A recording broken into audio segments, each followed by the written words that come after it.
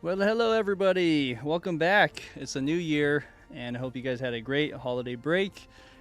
With that being said, I have a few announcements for you. One thing is, I actually took a little trip out during the New Year's and just did a spontaneous trip with my partner, and we actually got engaged. So we came back engaged, and now here we are starting out the new year. With that being said, I also would like to just give you a few new things to keep in mind for the future when we do these streams. I'm actually going to make MIDI files for every transcription or cover that I do. So if it's not my own, I'm more comfortable sharing sessions of files that I'm just covering, and for many reasons, I think it's important to just share the knowledge and the lessons that I've learned, and give back somehow that way. So I want to show you where you can find that. I actually have a website, sonecompositions.com. If you go to the let's see, the store and then the free, or even on the education page, you can actually find these MIDI files, and they're quickly collecting and getting bigger. The list starts with Shrek, and that's something you probably haven't seen yet. That's because we, during that break, didn't do any streams, and I still had the itch to do some fantasy music, so I ended up doing the Shrek fairy tale, and that has a new ending on it, so you guys can have a look see on that as well. And I encourage you guys to do this because you learn a lot when you do it yourself. You take some files, import it into your DAW, play around with it, and it's a lot of fun. So please do that. The elf one is on there as well. um, with that being said, thank you for everyone that's chiming in. I do appreciate it. I couldn't see the message though, and my chat window disappeared. So now I have it up. Now I can see what you guys are saying. So if you did say something earlier, I saw some hearts. I apologize, couldn't read what you said, but now I have it up. Okay, with that being said, this leads to our next topic of discussion. This new, um, uh, what should I say? This new cue, this new fantasy track that I'm going to be covering today is How to Train Your Dragon, Test Drive. And this is a pretty challenging one. I have to say, I've been kind of nervous about doing this one because of just the sheer amount of um, notes and the instrumentation behind it, as well as just how everyone's covered it, I feel like. But I think if you can cover this, it's like a rite of passage. If there's a chance that you guys can do it yourself, then you can be able to do a lot of music, a lot of different styles. Hey, Guy. Hey, it's good to see you. Appreciate it. With that being said, I do have a little cheat sheet for this one. Not all my transcriptions I do with a score behind it. Usually I do it by ear, but I felt like this could use some help with a score. So I was able to retrieve one. I'll show that over here. And on this score, you can see the instrumentation. I think I found this online, so I'm pretty sure it's reliable because it has like the cue name and stuff. This is probably the score they used to record in their Fox stage or wherever they went to, Abbey Road or the Lyndhurst Studios or wherever this was recorded at. I should know where, but that's my guess. With that being said, not all of this is on there. Like the drums, you don't see like the big taiko or whatever drums they used on that. So it's missing that. And I noticed a few like typos or maybe just adjustments that were made during that time. For instance, the whistle melody is a little bit different at the end from the recording, so not all of this is reliable. So you still have to use your ear, but this is far a better way to go about it, just because there's so much information. So I'm going to be using that. I also took some time to transcribe some of that down, both by ear and referring to that score. So this is what it sounds like. Maybe I'll play you the actual track first. So we have that in our ears, and then we'll kind of play the piano version of that, at least to that end of that measure here. So this is the actual recording. Here we go.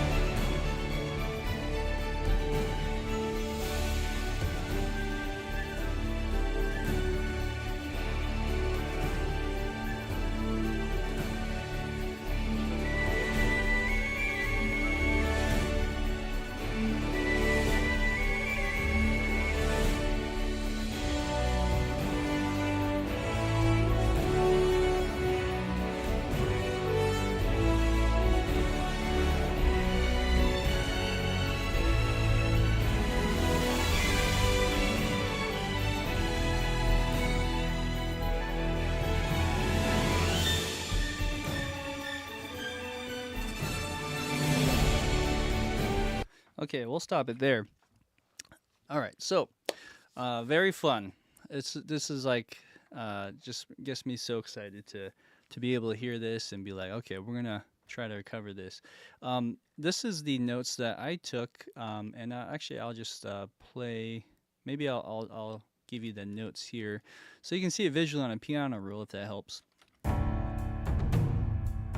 And then I added some drums in there.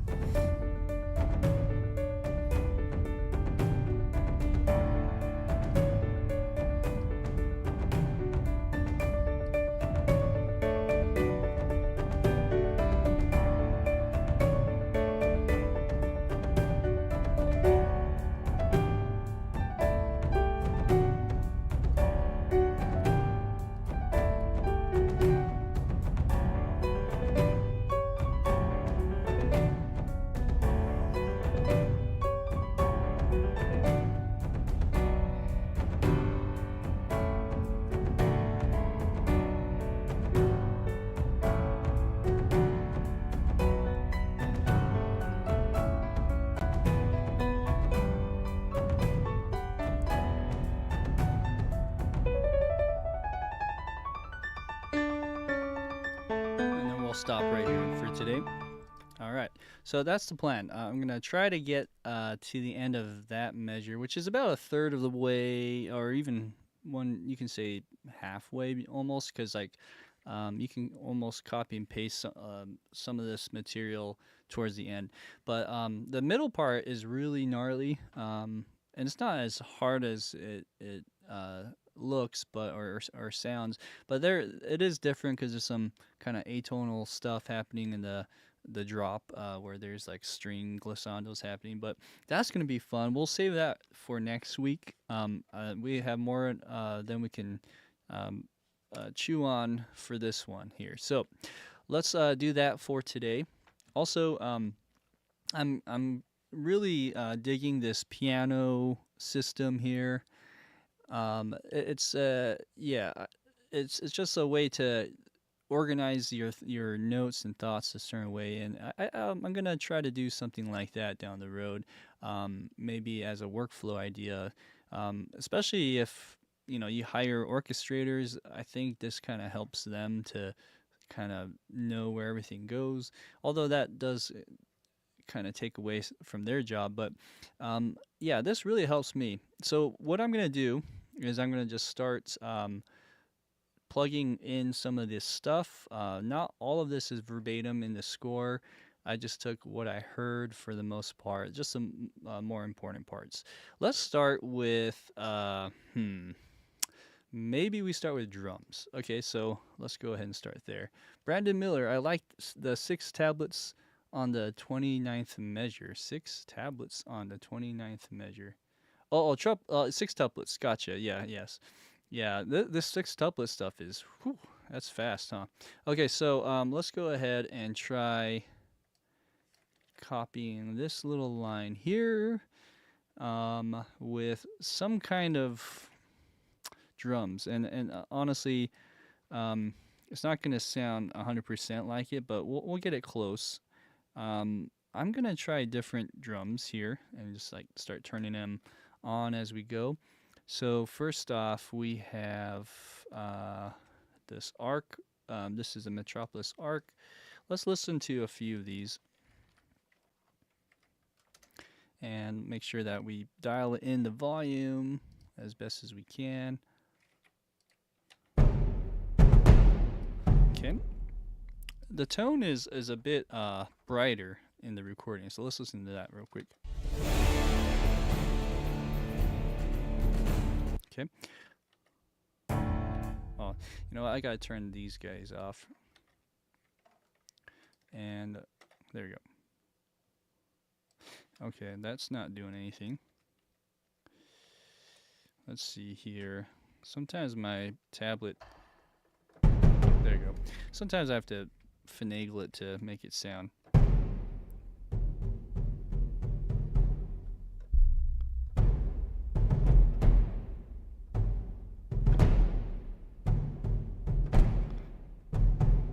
Let's see.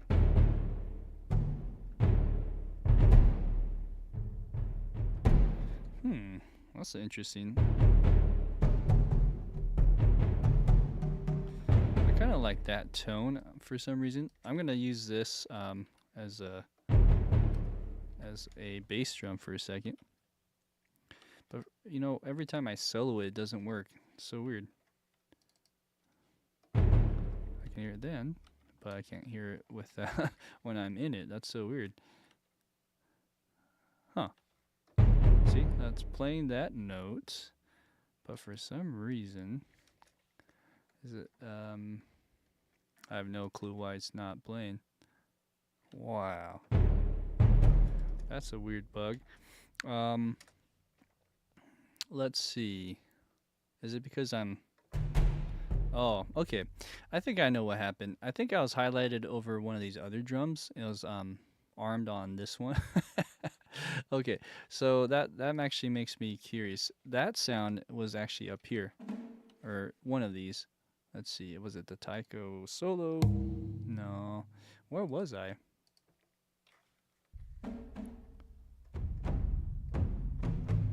Wow, I'm like losing my mind here already, and it's not not even like 10 minutes in. What drum did I use? That was so weird. It was this one. Okay, let's go back. And this is the strangest thing. Let me see if I can maybe reproduce these notes and just put them. Let's see, put them in here perhaps, like that, and see what happens.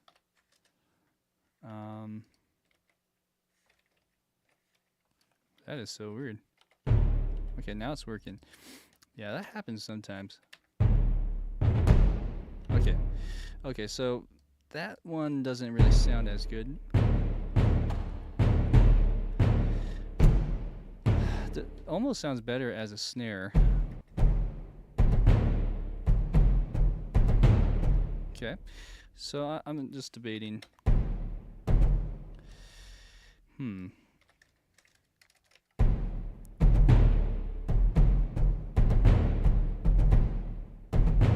Let's listen to the recording again.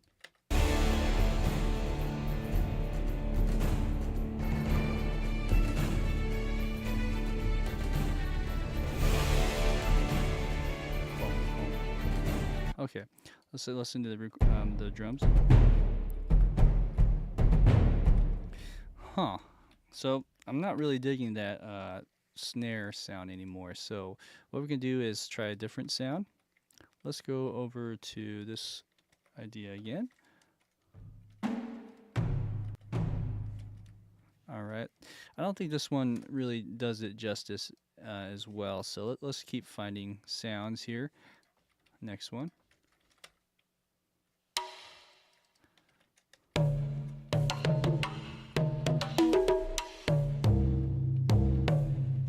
This is a hybrid studio taiko from Fallout Music. I'm thinking we use mainly the taiko stuff, but we can also try some snare. Although I'm hesitant to try snare per se. Let's see what else we have here. This is action strikes. Oh, okay. You know, I probably should have done the full, not the solo. Let's try this one. Okay.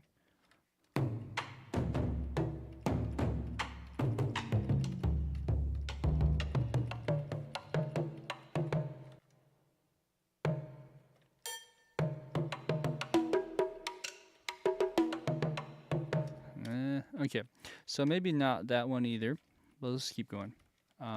This is the action strikes one. I'll bring up the big screen here, and let's see.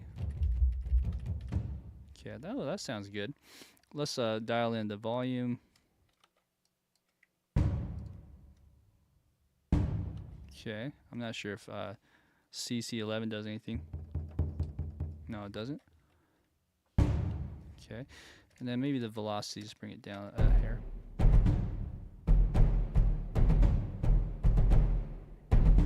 Okay, all right, already sounding a bit better. So let's try maybe another layer. So another one I like to use is from the Storm Drum library. So you have the trailer toms that I like using. Trailer, this one, and then also well, let's get some bass drum out as well, just a concert bass. We'll do that in conjunction with our maybe a tom, concert tom. Let's see, east to west. This one's a Jaeger. And then I had one more idea. Oh, Armageddon from Damage. Okay, so all of that, let's turn those guys on now. And then we'll layer maybe one of those low end ones with this. Let's see here. Okay, ooh, that's more like a snare to me. Let's see. It's really boomy, and it kind of lingers.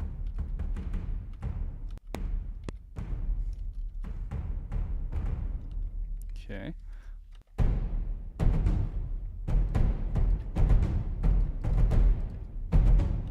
Okay. So let's keep playing around with that. See, to me that sounds more like where this beat should be. So maybe I turn this over down, go to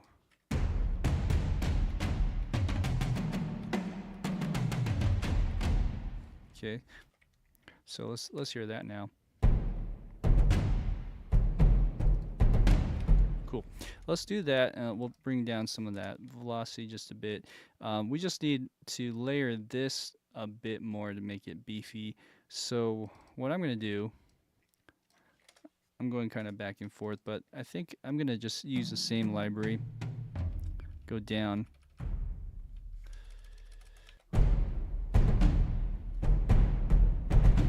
Let's see how that sounds.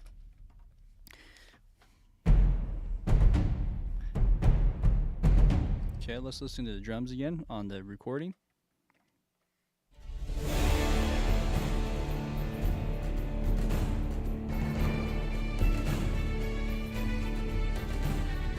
Cool. All right.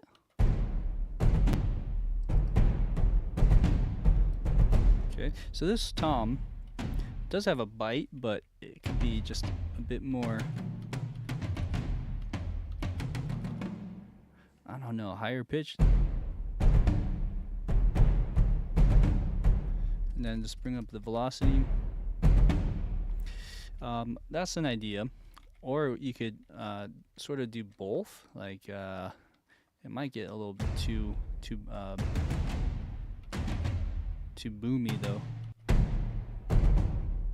Oh, sorry. Something happened. Oh, there you go. So let's put this over here.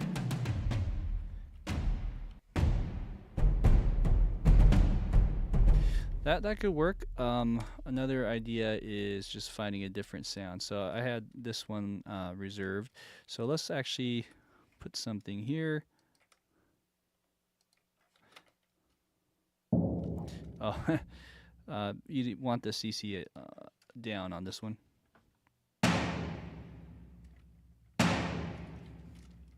Good. Yes, I'm using Nuendo. Anyone was asking, Cubase, Nuendo, really similar. It's just Nuendo just offers a little bit more. Cool. So let's just bring that volume down a bit. Is it this one? Yeah, it is that one. It's not really, my data is not really doing much, so maybe go down in the velocities. Okay, good. So the only problem with this damage bass that I'm hearing is it does take up a bit of headroom. So ahead of time, I'm thinking maybe we do like a transient shape kind of thing. Here's an easy one. Just take some of the sustain off. Something like that. Okay, so that is the drum part. There's also like a kind of rimmy, like tambourine or something that plays throughout. It's kind of like a shaker or a tambourine sound.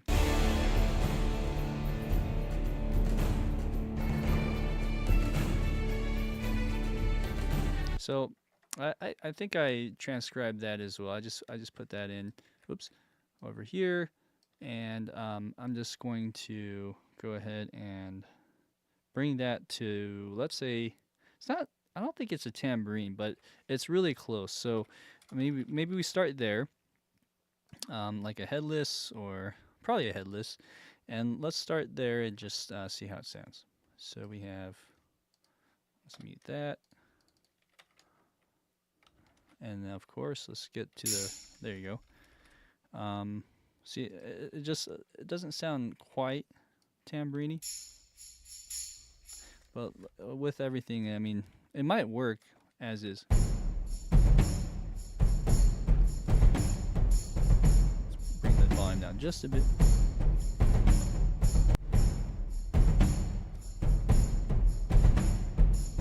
Alright, it works. I'm gonna bring that tambourine has a lot of low end for some reason.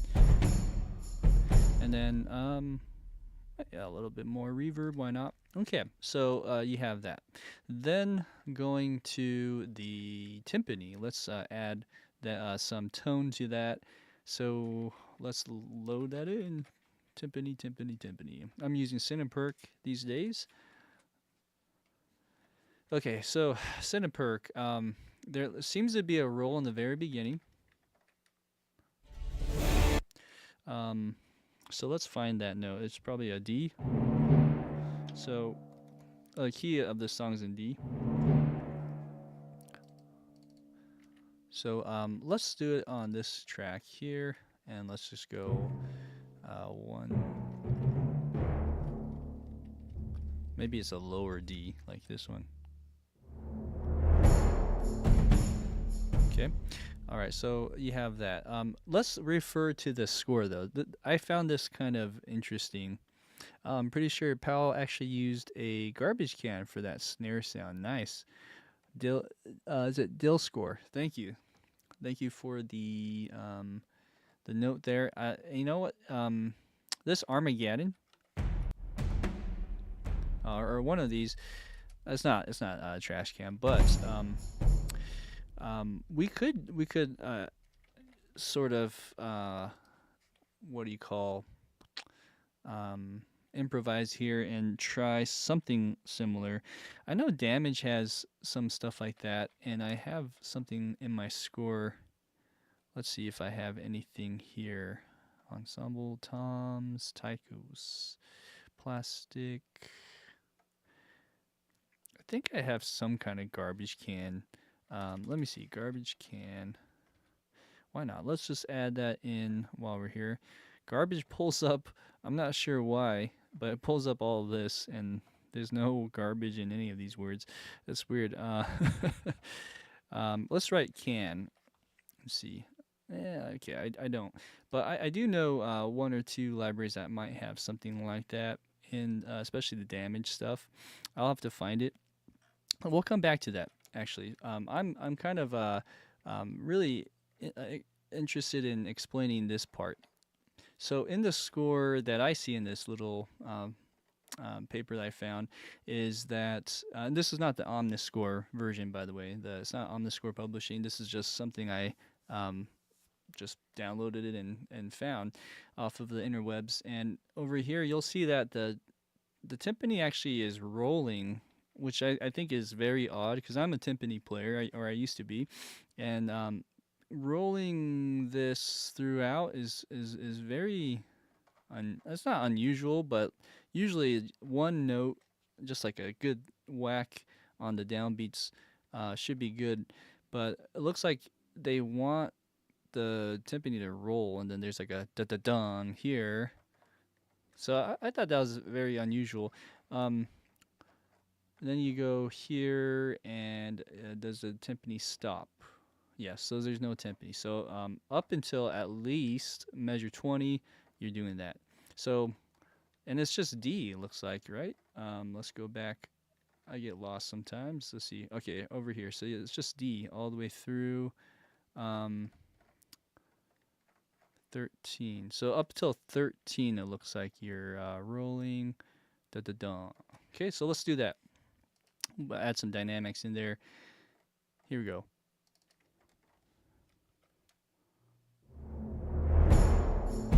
Okay, so you have that little hit, but if I'm hitting there, I kind of have to use a different track. So I'm gonna just copy this over here, and we're going to be rolling this now.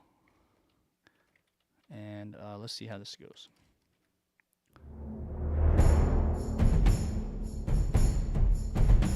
Okay, let's also add that. Let's try this again.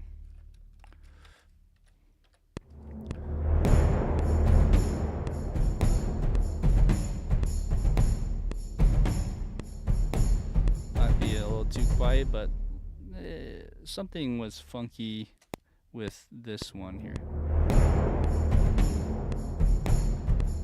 Let's keep it low, like that. 1, 2, 3, jump, ba-da-bum. Okay, so right here, maybe we could use the same one. You go like this and go. Oh, it should be 16th notes. So like this. Yeah. Da da da. Okay, so maybe, because of the way this is programmed in, let's switch these out. I kind of like having the roll down below and the hits more here if possible. So I'm actually gonna sort of finagle these two tracks so they sound good together. Okay, all right, that's a bit loud, so let's bring that down.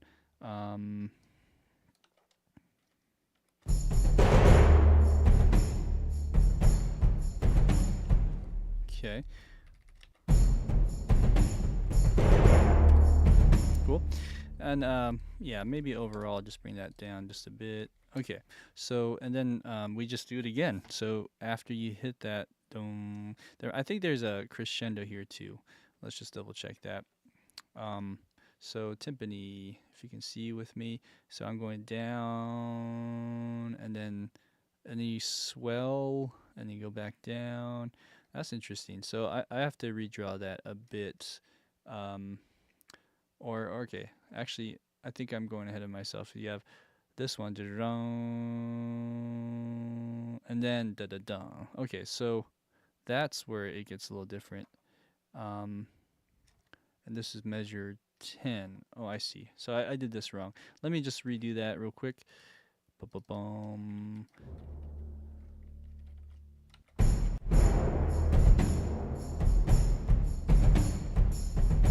And to me, that just doesn't. I mean, there's a lot going on, so it's kind of hard to say if I can hear that or not.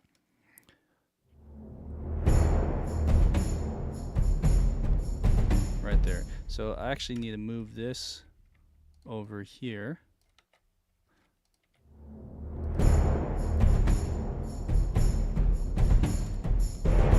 Like that. Okay. So let's move this like so. Okay. After this hit, then we go 4 measures in, like that. And then we do it at, I think it was measure 9, if I'm not wrong here. 1, 2, 3, 4. And the other thing is, are these tied in? I'm not sure. I'm assuming they're tied, but maybe not. See, that's just, it's kind of unusual to see those tremolos like that. So that's where I'm kind of thinking if it's probably tight. But with that being said, over here you have this measure 10. So let's go one more, and then on measure, oh, actually here, measure 10, you do that again. So boom, boom, ba-ba-bum. And then after that, you do it one more time, leading out here. Okay, so what do we got?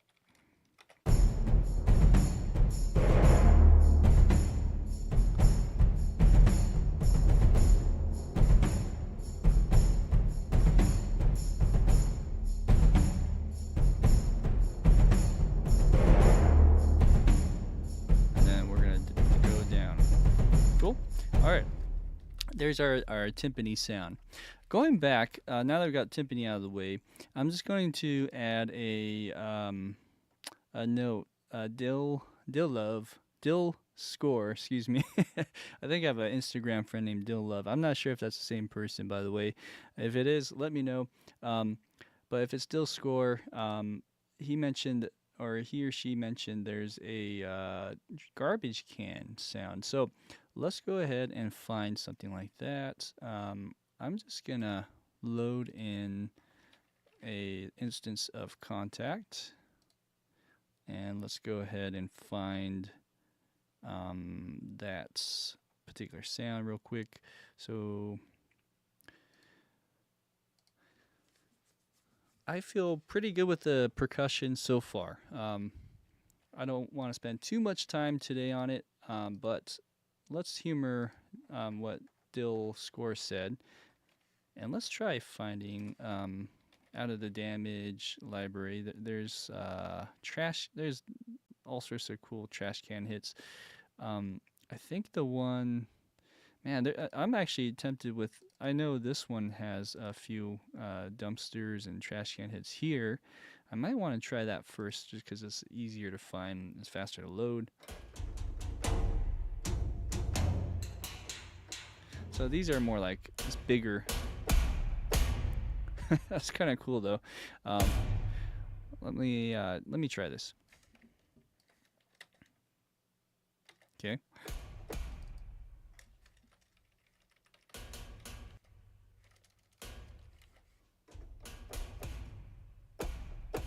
So I have to go way hard on that.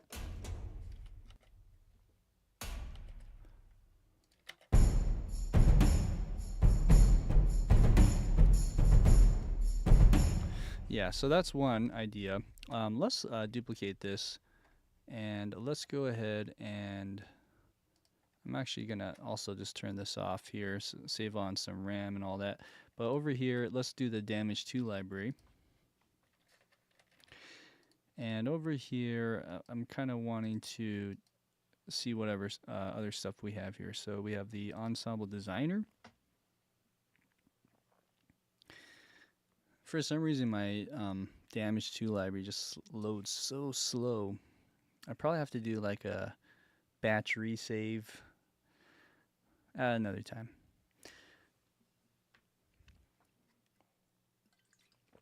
Okay.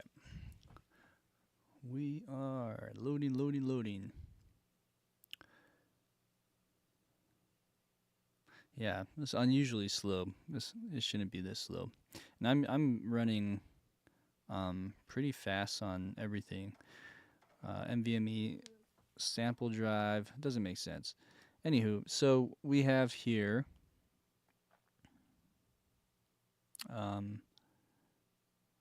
found sounds. That's it. And then trash can ensemble. Sure, let's do that. I used to be in a trash can band, so this is nice.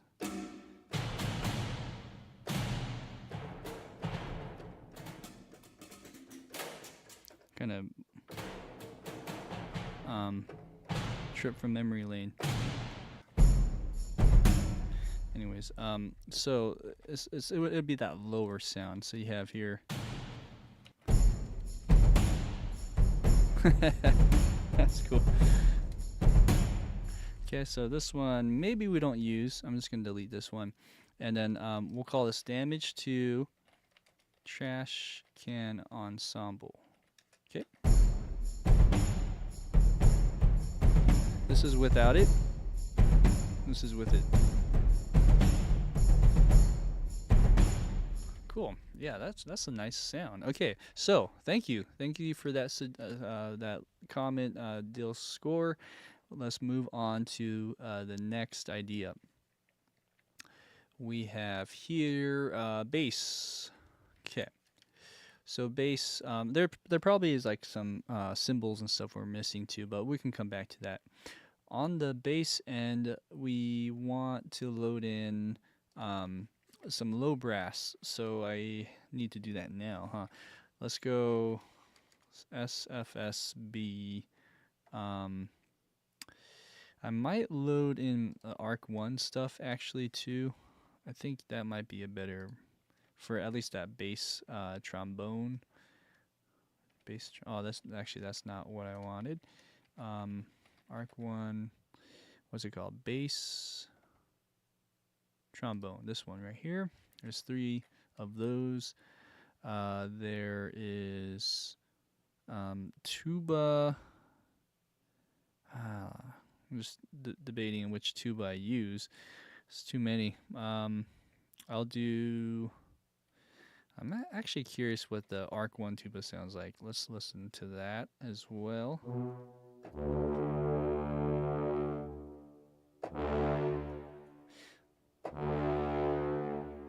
So that has a nice bite, but it doesn't carry. Whereas this one, the longs on that just doesn't have the bite. That's okay. Let's not do this one. Let's go to the next option here. Jaeger is pretty good actually for something like this. Let's try this one.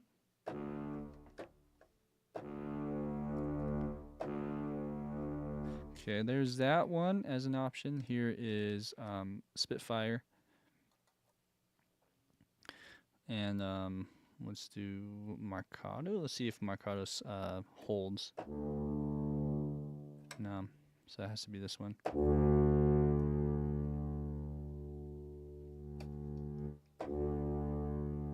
Okay, here's the Jaeger one again. Okay, and let's see what other ones we have. We have a Jaeger low brass. I kind of like splitting them if possible. So let's see what else we have here. Arc 1. Man, I'm kind of bummed that the Arc 1 tuba just doesn't really bite as much. But I think if we were to do this one, we go.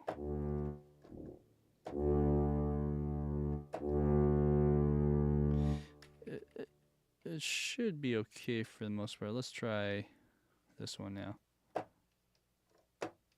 Well, let's see here. Turn on that bass trombone.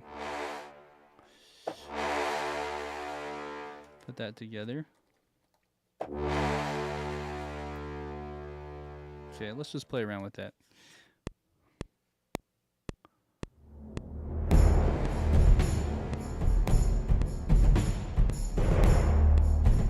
Cool. Let's do this too. How loud is this? So we're already going to about -6.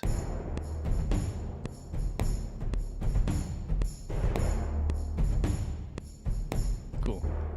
All right. What if we mix them? SD Sheridan says. We could. I don't want to start overloading my computer for one, but I do agree that it is still kind of weak sauce, huh? Sounds better. It's more the articulation more than anything. I'm just wondering, maybe with one of them, let's say it's the marcato of this library here. What if we made this one marcato and just kind of let that linger, or if it was this one, and do the other, this marcato longer. See, I just wish it held more. For some reason it just stops.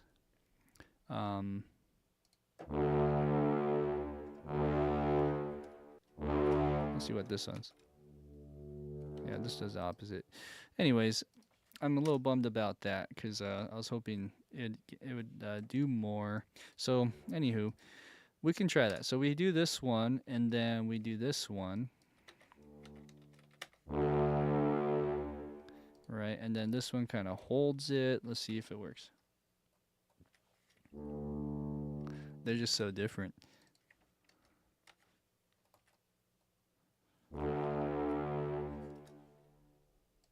Okay, this one needs to be sustained, or yeah, let's do sustain.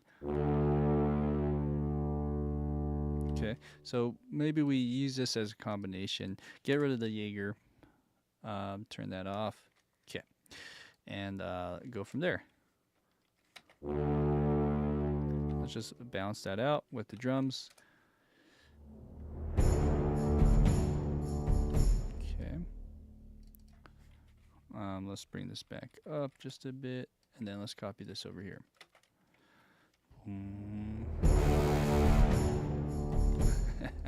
And this one too. It's weird because I just wish it kept going. Let's look at the Spitfire. I know Spitfire has a bass trombone as well, and I know some of their libraries are a bit more meticulous when it comes to this stuff. Like this probably would work better.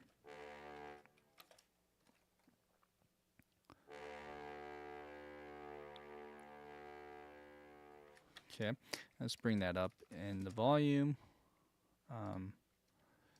Might have to do this and bump it up just a little bit. Okay, here we go.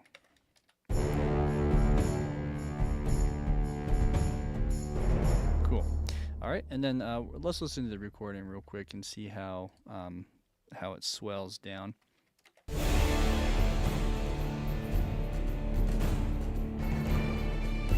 So 4 measures, I believe. Ah, so much power. Okay, so what we're going to do is we're going to bring this out and draw it out for 4 measures. On this stuff here, let's draw in the curves.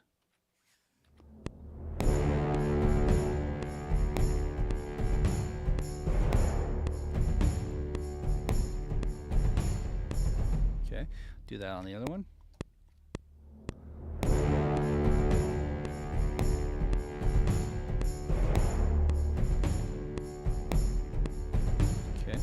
here's this again.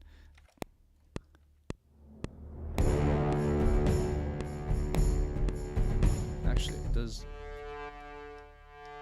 I guess that does something, huh? Okay, so let's get rid of that. Let's bring this down, and let's curve that just a bit.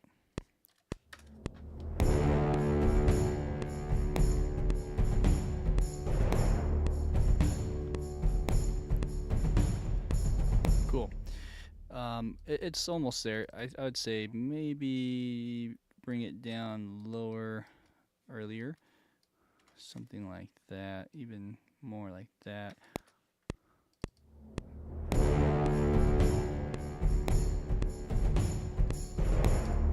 Cool. Okay. So then we're going to just copy that over. And I'm not sure how the connection here will be. Perhaps we shorten that so it breathes. Right, and then maybe on this one doesn't have to be so big. Yeah.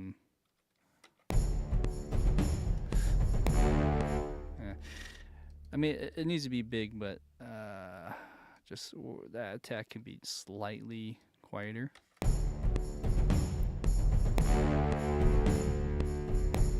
Okay, almost there.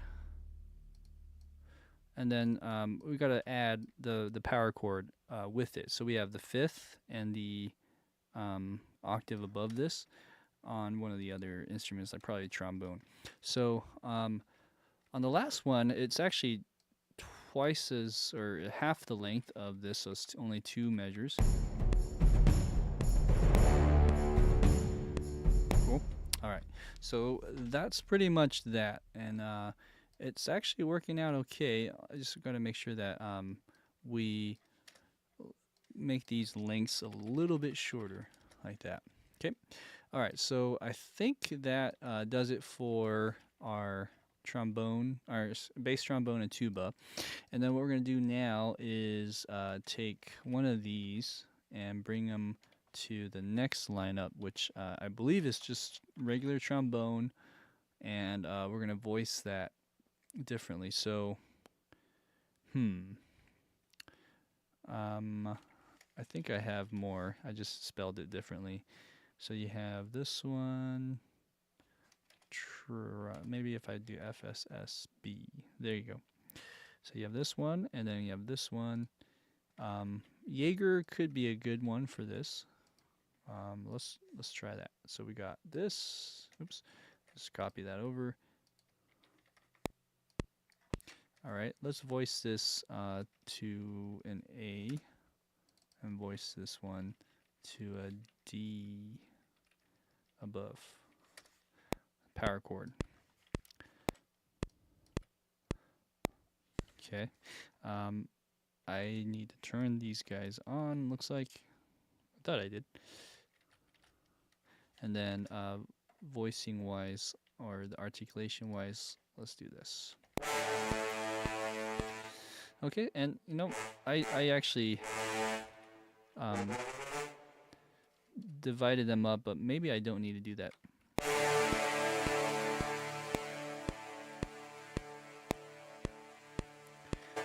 For instance, do I even need this Jaeger one? Maybe. It sounds a little artificial right now. Okay, let's try this one too. I'm just gonna hear the difference. Okay, compare this one.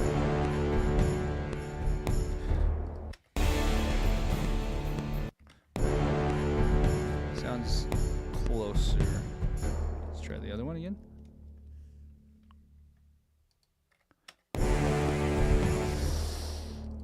This might sound good. I just need to bring it down in volume, and I don't know, man. That's crazy. All right, so let's just do that for now, and let's well, maybe I'll keep this one on. I do like the Jaeger stuff. I think one of these will work really well. So there is that. What else? There seems to be something else happening in this little whoosh sound. It sounds like a dulcimer almost. So first off, let's do the easy part. Let's do the little roll. There's probably like a bass drum roll in here, so let's do that. There's also like a taiko one that I have here that works really well. So maybe we can do both. 1, 2. Let's just do it on the downbeat. Or did I do half notes? Let's see here. Oh, I did half notes. So let's just do a half note here, and we'll go like that. Okay, and let's draw this in. Like that. It's kind of like that. Okay.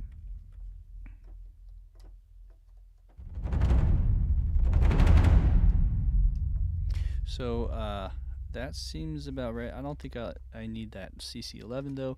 Okay, and then can we do that with the bass drum? Let's try that.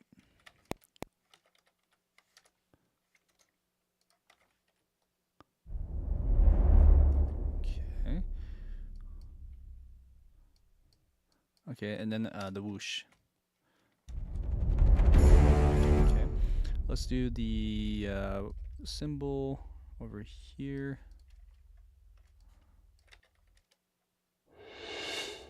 Okay. Which cymbal? Maybe a higher one like that. Okay, here you go. Let me just delete that. Oh, sorry. Let me get out of that. Wrong key. There you go.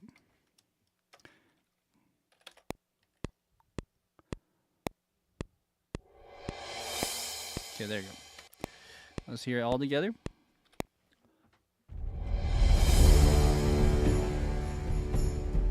Okay, yeah, not bad. Let's just bring the volume down slight.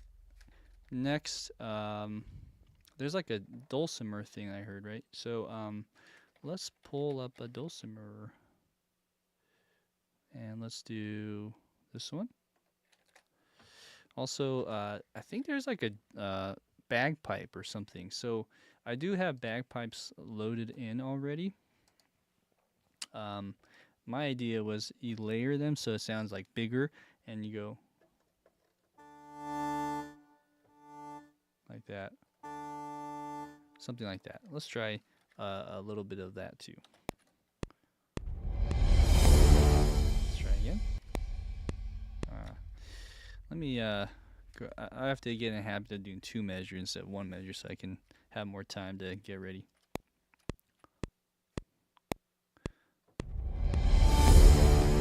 Something like that. Maybe I did it a little too drastic there. Let's see. How do I do that one? Okay, that one. And let's bring up that.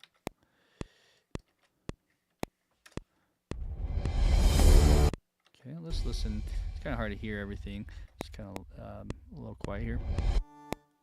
So we'll just bring up this right here. Okay, still a little bit much, so we're gonna make it even more gradual. Okay, good.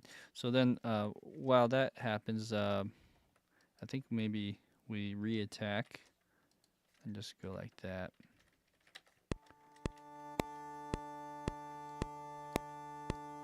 Something like that. Okay. All right. Moving on to the dulcimer. Man,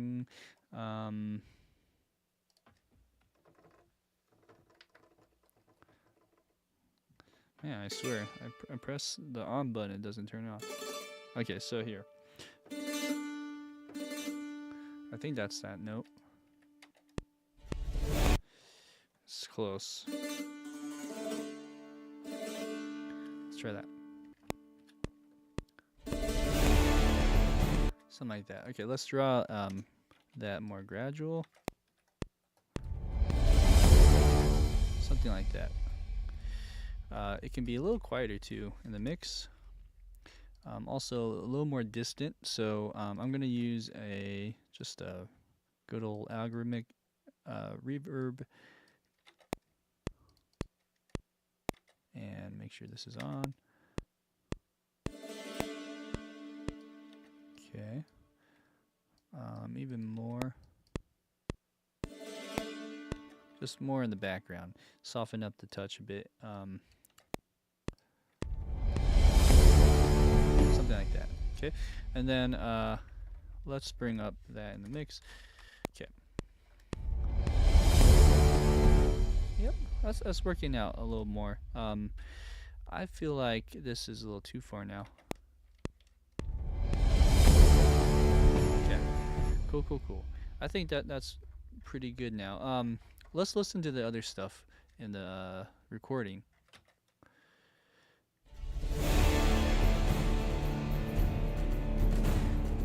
Is there like a crash cymbal?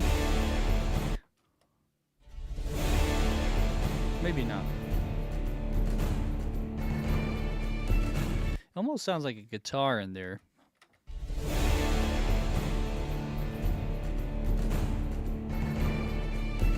Man, there's a lot. So in the score, oh, I actually got out of the other thing. Let me actually, real quick, load that in again over here. Sorry about that. I pressed probably F1, the help button, and then I got out of it, but that was on the same screen as this. So, real quick, get this up and running again. There you go. On this note, man, it almost sounds like guitars, but you know, because of just how brass heavy and distorted it sounds, it almost sounds like there's like an electric guitar in it. So there could be, I've heard that there's maybe with some of the sounds they put it through some fuzz or some kind of distortion box. That makes sense to me now that I'm listening more and more. But if you can see the score, you have the two bass trombones, double with the tuba, and then over here you have the trombones playing, you know, fifth and octave above. There's also contrabass clarinet, which is really cool. You don't see that every day, and then contrabassoon. So let's add that in first and just see if that adds to the sound. Of course, we need that. Let's go ahead and copy these guys over to here. All right, so we have that.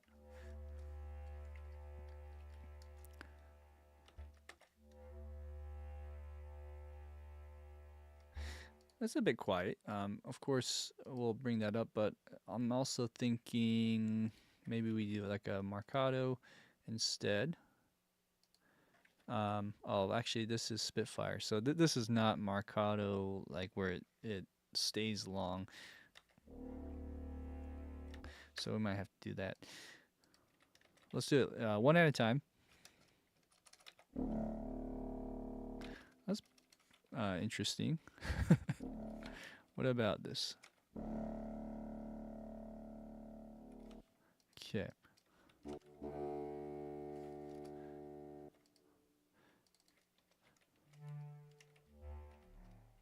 Yeah, this is this contrabass clarinet is very low. So I think it'd be something like that actually, but let's see here.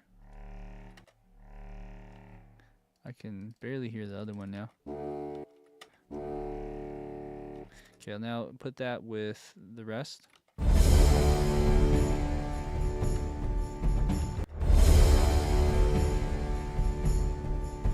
It almost sounds like guitar.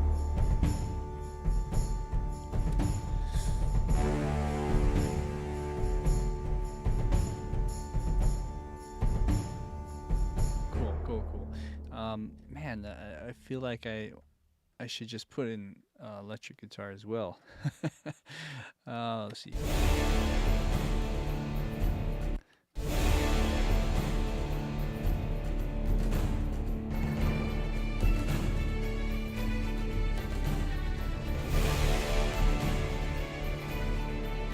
Yeah, well, there's a certain quality to that sound that is hard to replicate. One thing is this cymbal sounds great, but it's a bit in the. It feels like it's up front too much. So I'm thinking it's kind of the brightness of it. It could be the volume, but what I'm gonna do here is try something different and bring this a little bit more in the background somehow.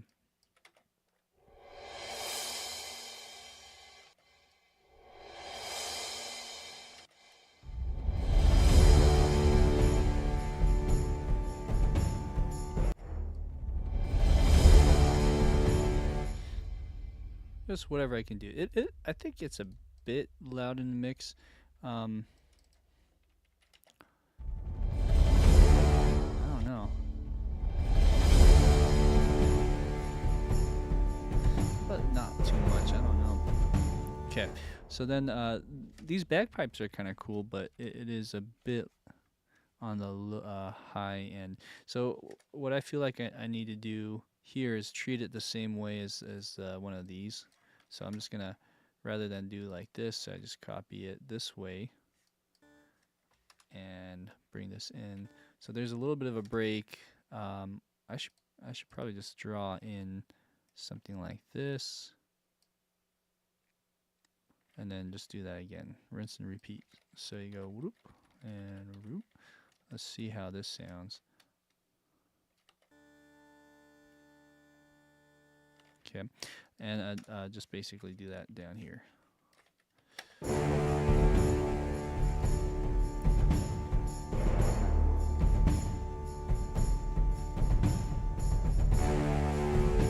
Cool. All right.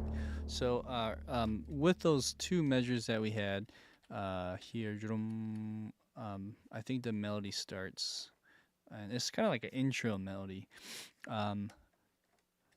Let's pull that in now and see how that glues everything together. So, okay, in the score, it's weird. You would think that it's eighth notes, but it's like all staccato here. That's what it's saying. And then the ones that aren't are the harp, well, just a harp. So yeah, because this thing here is a Q for the Celeste. So the harp is playing eighth notes. Everyone else is playing 16th notes. It's very interesting. Clarinets play eighth notes later, right here, as you can see. Let me just double check. Yeah, clarinets don't. They're playing 16th notes and then they go to eighth notes on the next measure. It's weird. So there's a little bit of a kind of like an illusion that's happening here. Also, as you can see, there's some voice exchange happening. So it's really complicated, as you can see. Doing this in a DAW in one person isn't ideal, of course, but we'll make it work. So let's. I probably need to add in some Pacific stuff. I've noticed that they blend pretty well with the CSS, so I'm doing that. Let's go ahead and bring all this in. Okay, and then Pacific bass as well. Here we go. Yeah, I like the Pacific legatos more than the CSS in a lot of ways, but then CSS is just like a all around good package. You can do all sorts of stuff with it. Okay, so the first thing was to bring this in, right? So here we go. And I probably have to load that in. What's nice about this, these are on eighth notes already, right? So I can do the measured tremolo, which is right here.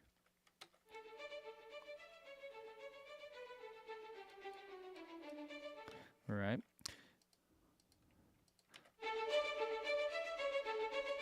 Okay. Let's double that over here real quick. I know there's some splitting probably. I'm not sure if it's in the strings, but in the woodwinds definitely. It's a little bit behind the beat.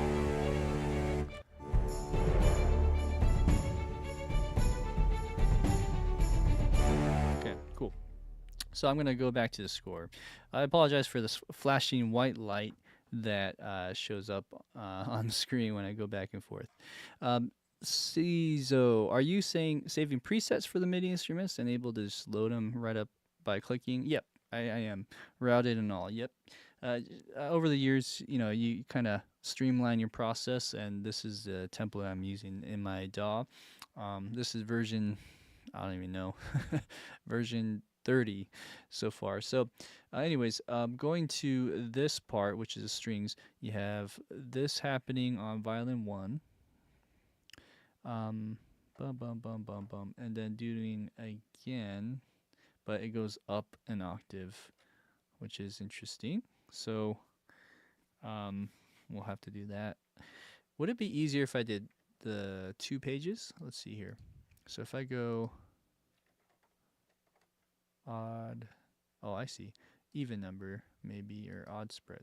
So if I did this, is that easier to read if I zoom in a little bit? Let's see if I can zoom in. There you go. So if I do that, if that's easier. So anywho, I'm looking at violin 1 for now. There's no splits, but it does go up on this the 5th measure of that, measure 9, and that goes down.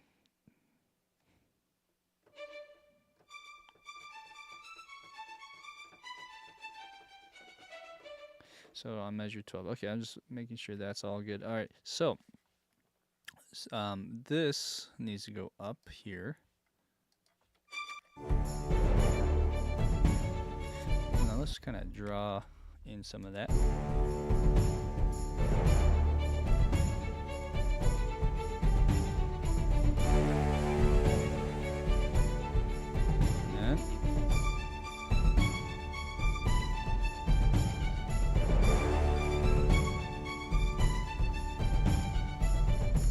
And that works well with the CSS without having to divide them up in 16th notes.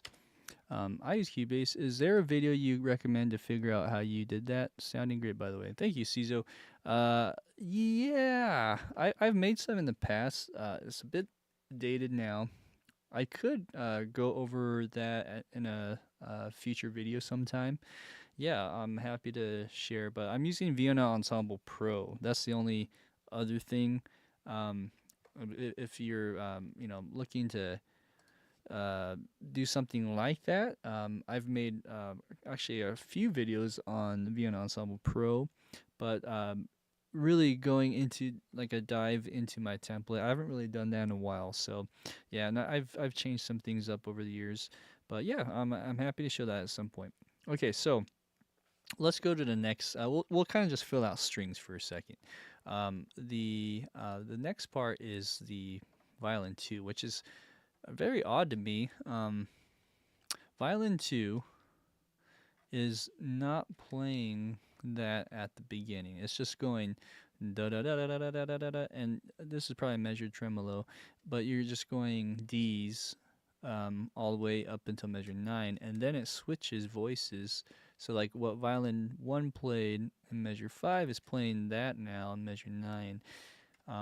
So that's a fairly easy fix. What we can do is just take, maybe I'll delete this. Just take this, put this down here, and basically we bring that down again, and then we go da-da, and these are just all the same notes. So I don't know what's the best way to do this. Maybe just highlight as we go. There's probably, I know there's a shortcut for this on the logical preset, but I'm just gonna go like this, and we'll be done soon. So we have these. Okay, like that.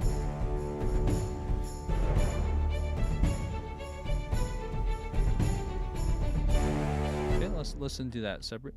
Oh, I can't hear it because it's not turned on. There you go.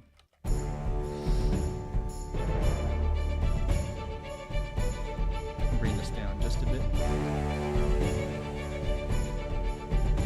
Just kind of blend that. Okay, so violin 2 up to 13 is done. Next is these strings here are funky too. The viola is split in half, so you have A and then goes down to D, and it's just playing D. So it's kind of doing what violin 2 is doing, but it's an octave lower. So we'll do this, and there's a split. So maybe I'll load in 2 instances of CSS like that. Okay. All right, and then let's mess around, shall we? So then we have here. Gonna go down, and then here we do this. Okay, so viola 1 splits up an octave higher on that second half. Let's listen to it.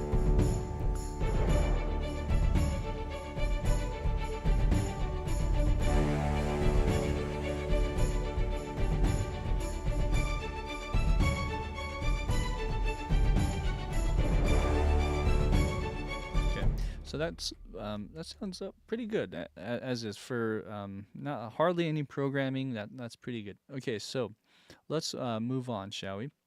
If we don't have to use specific yet, let's just stick with the CSS. You have Vion Ensemble Pro CISO. You think you haven't used it in years, but I do still have it. Okay, cool, awesome, man. I appreciate the sub.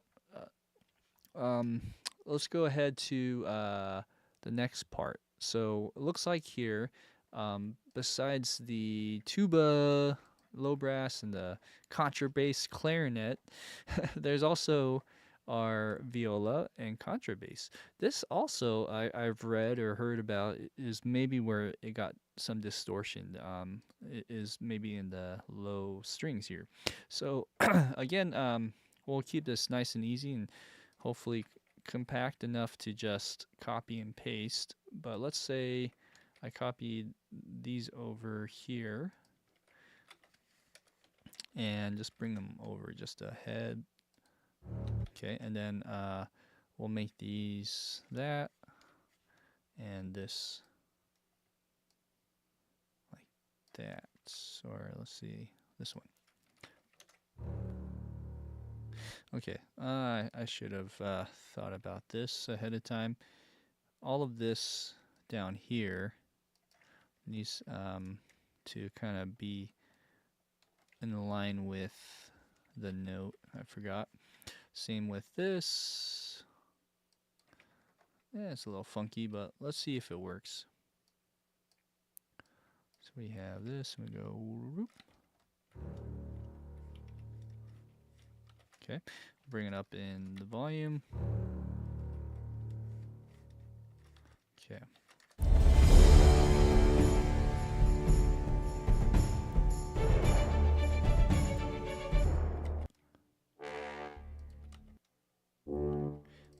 Maybe this one.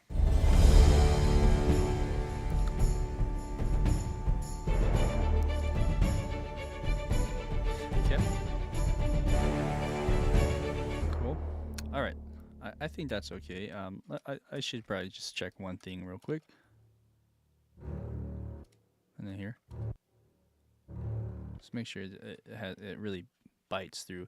Now, I'm tempted for this one to come in. Sorry, one sec. I kind of like that better. Oh man. This is Pacific now. Pacific Streams by Performance Samples. Great library.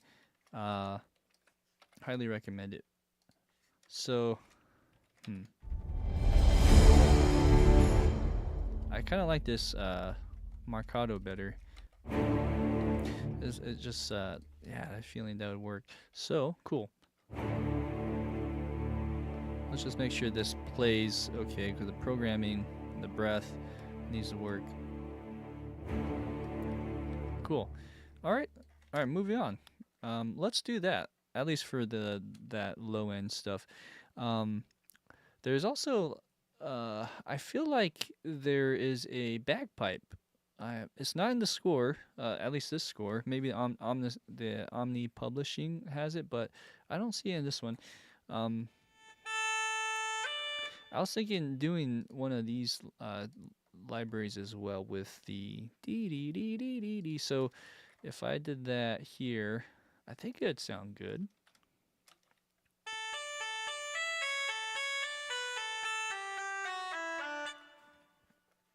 And I'll maybe just draw in some of this better.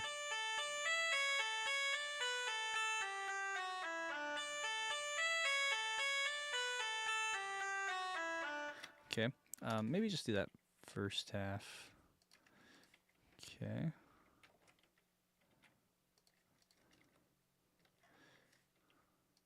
All right, so we have that, and then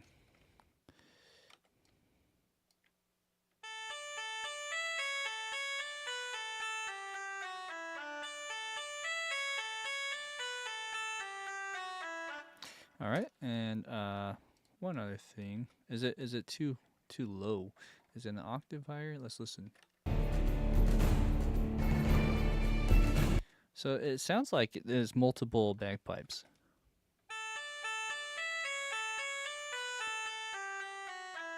So let's try this one. Okay, this one doesn't have as much reverb.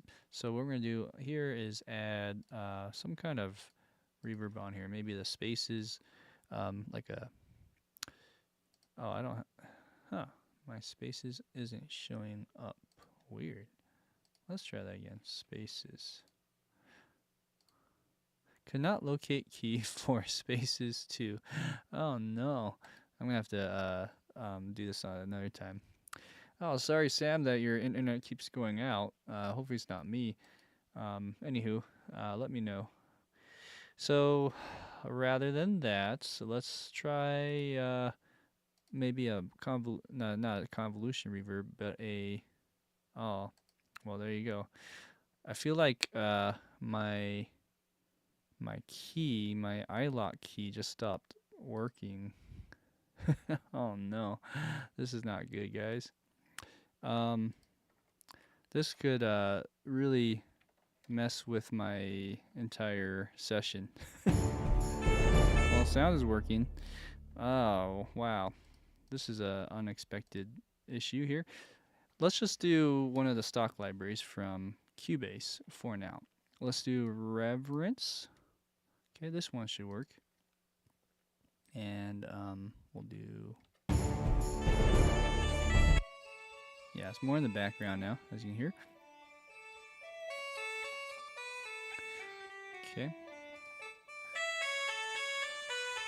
I feel like this one also could use it, so let's do that. Apologize if my computer craps out on me with the stream, and because what's happening is my my iLock, I need to like plug it back in. I need to like take it out, put it back in. So that doesn't happen often, but I'm surprised my other stuff is working, but it might not work soon. So if you get like more error messages coming up on screen, that's probably what's happening.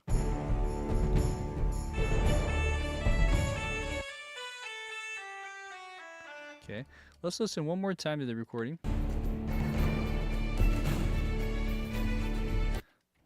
Yeah, so it's a bit distant. I'll bring the volume down. Let's see what else we can do to make it sound more distant. Maybe this type of convolution reverb isn't the best setting per se. So I'm gonna just mess around with different settings here.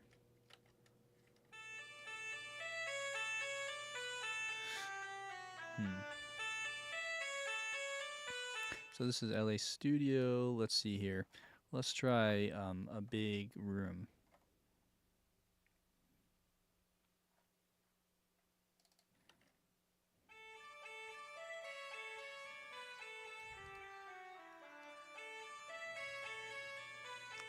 Okay, I kind of like that. So let's copy that over to here. So a little more further out. Good. Now we can bring that volume back up.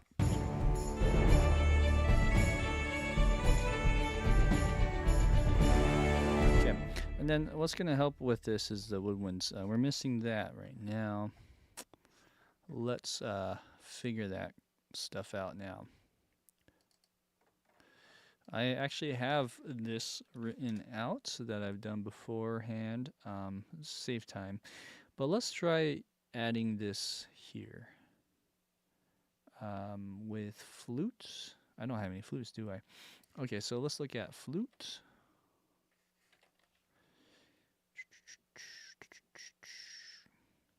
I'm just going to load in the CSW stuff. So we need flute, we need piccolo, we need oboe, we need clarinets. Right over here, we need bassoon. Okay, so there is that. Let's go ahead and turn this on. All right, and let's figure out how this would go about. So if we have this as, let's say, one of these. Oh, that's too high.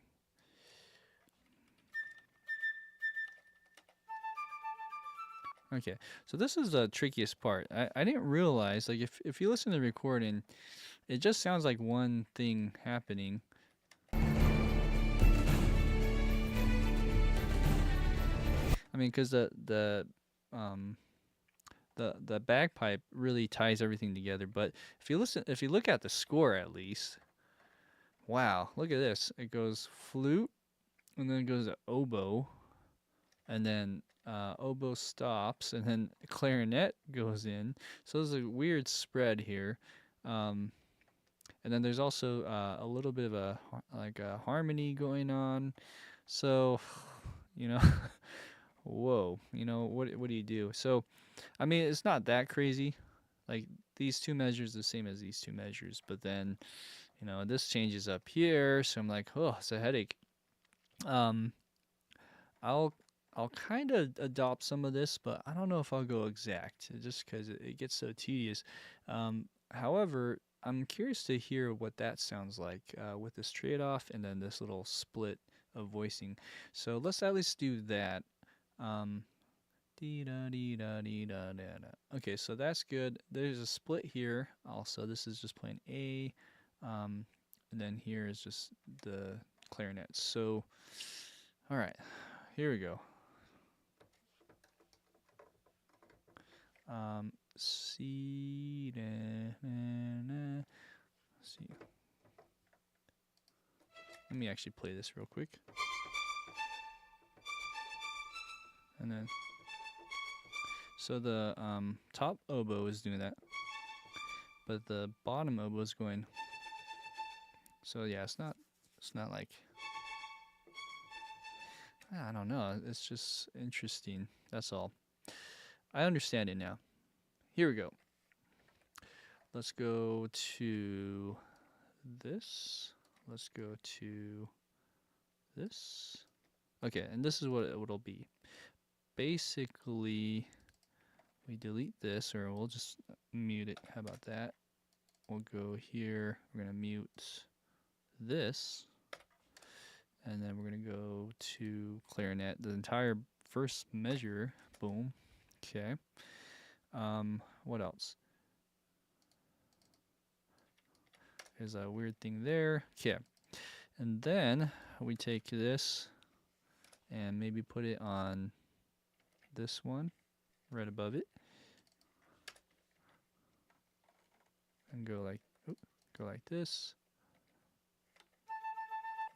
I'm just gonna go back here. Okay, so there is no pickup on the woodwinds apparently.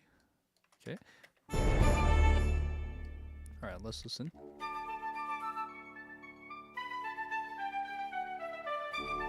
Okay, let's also draw in our MIDI stuff.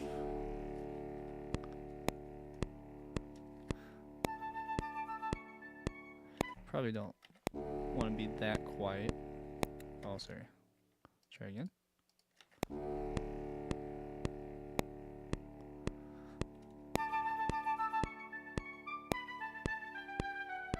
Okay, so this one needs to be slightly quieter. Either in the, probably just in that.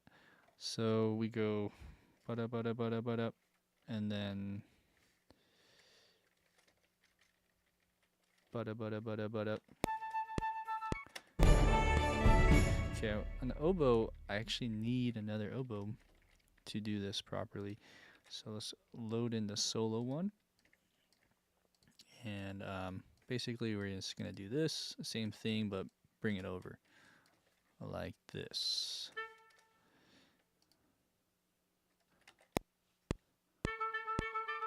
All right, let's just double check. A on the bottom, yep. Okay. It's yeah. This here, well, if I were to compare these two, how about that? It's above it, right? Okay, I was double checking. That's basically what it's saying. Clarinet also has something different. Oh no, it's just going unison there, unison there. Okay, then it changes here. Okay, so first off, let's just make sure we get that straight first. There we go. Copy this over to the next part, like so. All right, and then let's bring this over just a little bit more. Okay. Next, we need to bring down the volume just a bit on everything. Okay.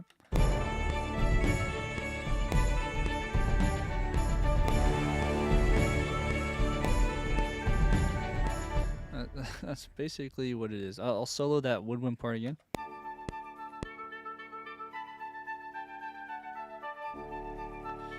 It's weird.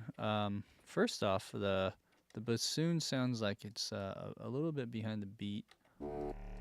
So let's make sure that this goes in front. Actually, rather than that, let's slide it over. Okay, like that. Okay.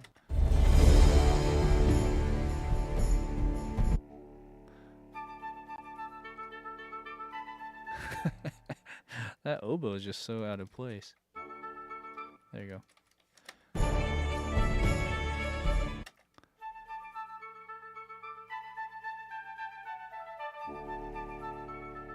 Okay, so the oboe here, let's see if this is playing. It just sounds really, oh, okay. That's why, it's too low. There you go. Okay, I think that's better now. So I was trying to be smart, and actually that backfired on me. It's actually octave higher. The other thing is the panning on the oboe is a little bit too jarring, being on the right of my stereo field. So on both of these, or how should I do this? Maybe what I'll do is just I'll just be a little bit lazy and bring some of this over here instead in the mixer window. Let's see. Okay, there we go. Now oboe drops out though, huh? So we're not playing this, and we're not playing this. So that's the orchestration of that.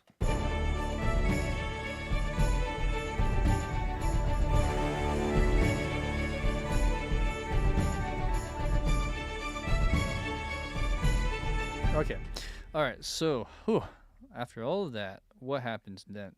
So then it looks like our clarinet is D D D D. It's just playing staccato with eighth notes. I don't see like simile or anything, so I'm assuming you play eighth notes here.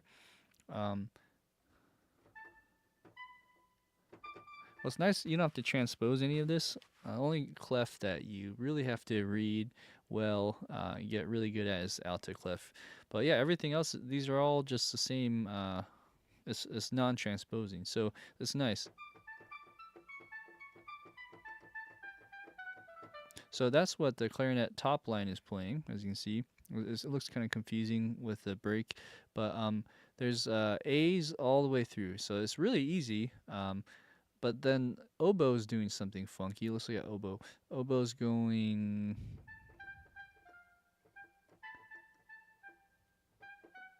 It's doing the same thing, but it's just going an octave higher. Everything. That's so weird. I mean, I'm not saying like, you know, this is wrong or whatever. I'm just saying this is very. I'm not used to this type of orchestration. It's probably common in other things, but wow. Okay, so then D, and then it splits. Okay, so that's the same, but the oboe plays higher. And then what about the second one? Flute, and then oboe split. Okay, good. Let's move on. So let's do that. I'm just gonna take that out. We're gonna go whoop, and bring this over here. Okay.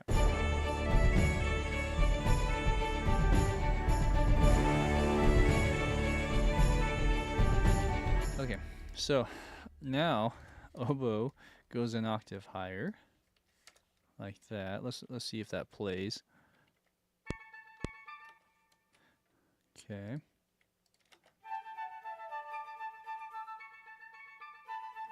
All right. Oh, that's it. Okay. So that's what's I'm really confused about. Am I actually too high in the beginning? So the A4 would be the A above. How should I say this? So A above the staff, A4. Is that right? So this is in the staff. So yeah, I actually am one octave too high on everything. Now it's gonna sound weird. Really? Is that really the correct? I'm a little skeptical. I have a feeling this should be higher. I don't know. I guess the best way is to listen to the recording. Yeah, I don't hear that. But I mean, you can't really hear it.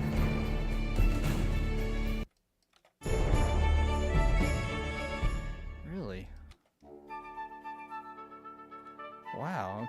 When you hear it with everything else, it's not a big deal. Anywho, okay. Well, anyways, let's see. Why is there a break on that? I think something happened here, so I'm just gonna push it over. Okay. I think most of this is good too. Let's just push this over so it's right with the beat. Somewhere around there. Okay. All right. So the last thing is the clarinet. Clarinet gets funky because all of a sudden now they want you to play the melody, but this time you're doing eighth notes like this. I'm just gonna glue these together. You can see how well I glue things with the press of a button. Okay, so we have this. Then you have D, D, D, D. So, and maybe I'll just do one. So you go.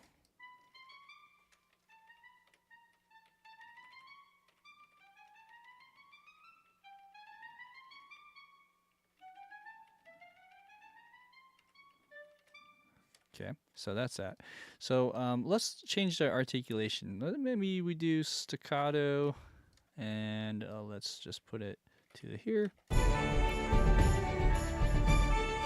Okay. I think it's lower. All right, let's double check. So we have clarinets on measure 9 going this, right? So it's going on D4, D4. Let's go a little higher. Okay, and actually I'll draw it in.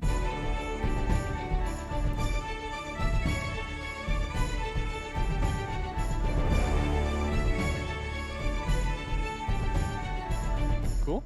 All right. That's that. Now we have one other split. So let's turn on another clarinet instance. This time this is the clarinet solo. And here, let's, yeah, why don't we just keep that? And then here we'll go. Basically, yeah, that 3 times. So it's A though. It's A below D4. Like that.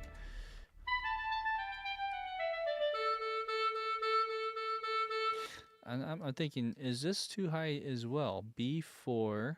Let's look over here. B4. B4. Is that right? It's B3 actually. B3. So we need to bring this down an octave. Is that, yeah, that makes sense. Okay. So now it sounds like this.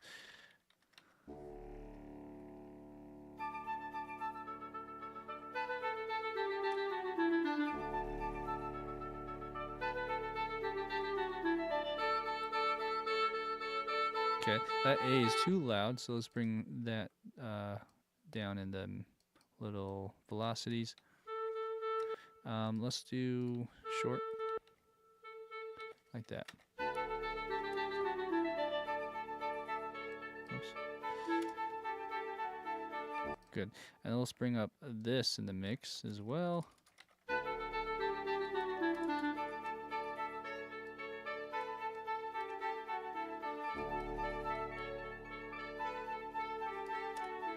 Okay, all right, and that's the orchestration behind the Woodwinds there. Really interesting.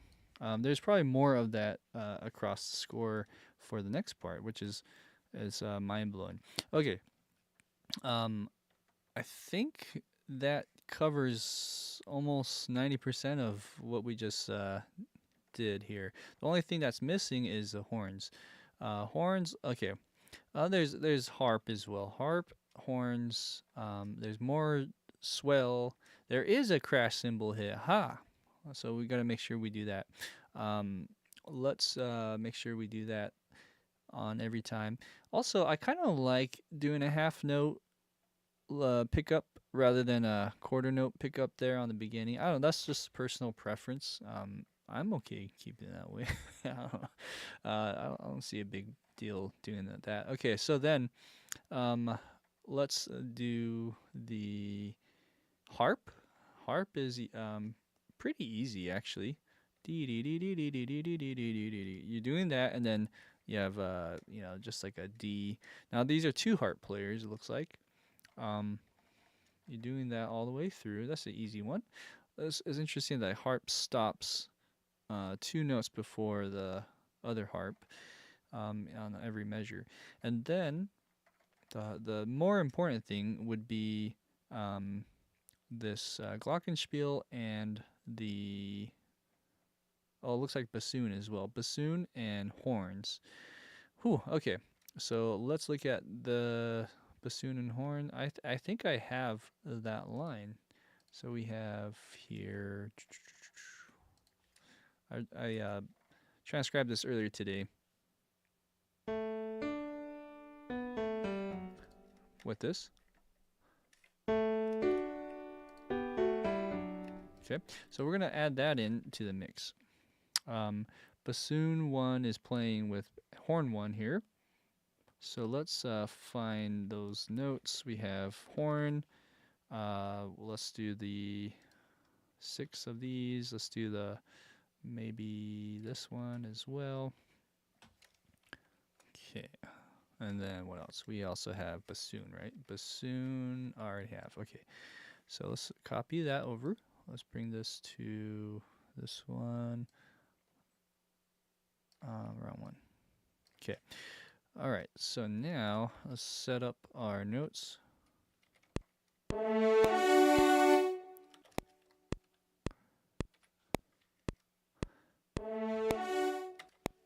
It's a little too quiet there.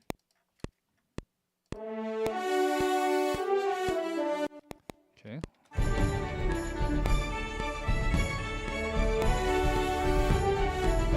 It's about there. Okay, let's get the articulation set. I like kind of going in front of the beat just slightly. On this one, we go probably this. Sustain. And okay. Good. Alright, one at a time.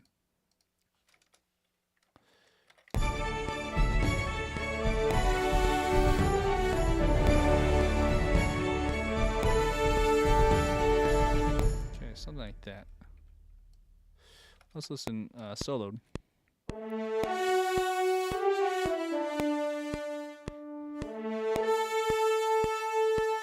Now is this held out? I don't think so. Let's listen to the recording.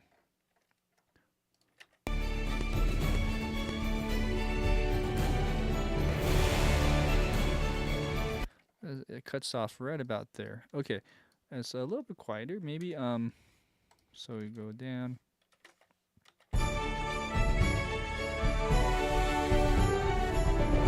Cool.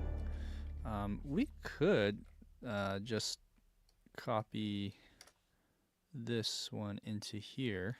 Let's hear how that sounds with the Jaeger, just out of curiosity.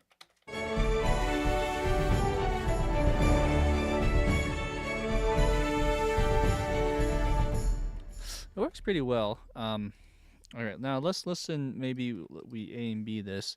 Might as well just use the same one. I like the other one because it has 12 horns, whereas this one is just one. Anywho, so bring it up and volume, and let's try again. Okay.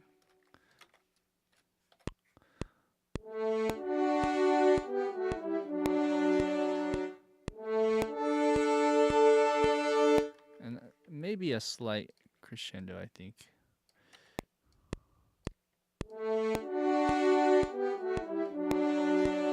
Something like that. Okay, so the sound here sounds a little janky, so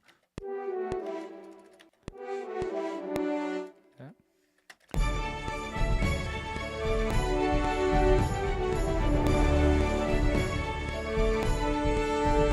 Okay, now let's listen to it together and see if we need to change anything.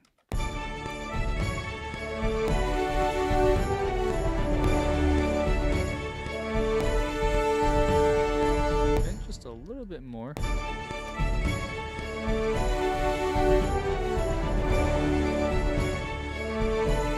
Okay, all right.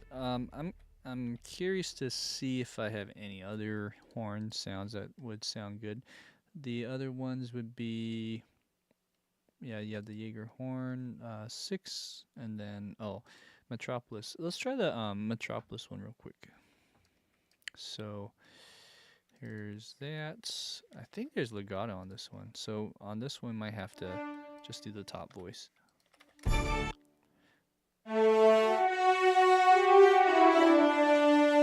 a lot of room tone, and it kind of sounds a bit much, like the release time needs to be cut down or something. Like right here, we do a different articulation. Really? Oh, staccato. Yeah, that's interesting.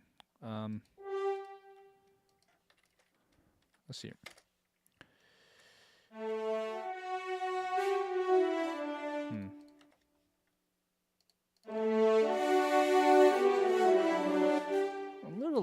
like that's kind of cool. But man, 3 horns? Ugh. 3 horn tracks, I mean. Let's try again.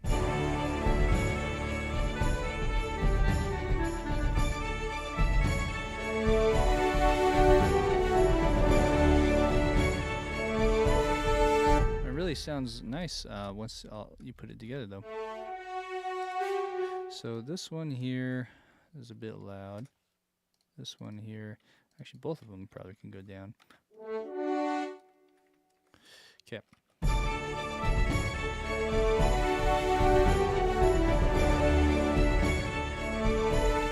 yeah, I'm missing a note right there.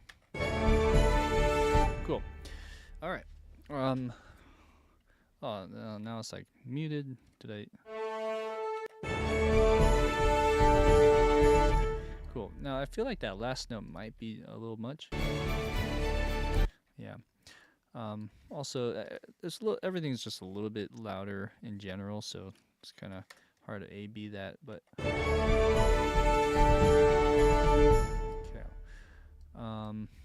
I feel like it's still loud, so let's readjust that. Huh? Did that not yeah, it's replaced. That's weird. This should go down more. Maybe I'll do this instead.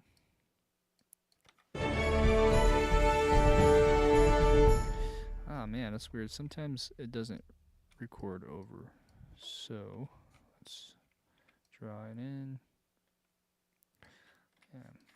Okay. Same thing with the other. Let's see if these draw in.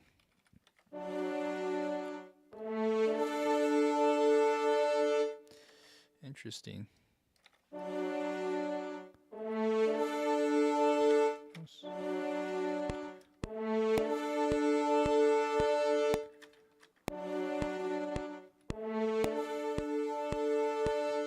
Something more like that would be better.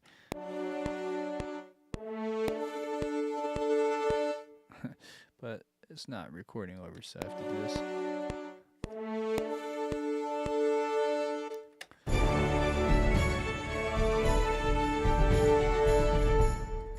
Kind of like the crescendo. It might be a bit much at the end, but it's nice to exaggerate. All right, so let's move on, shall we? Going to the next part, we have just a little things like bassoon that we're adding, layering that.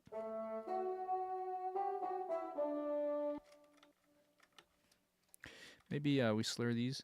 Be-dee-dee-dee.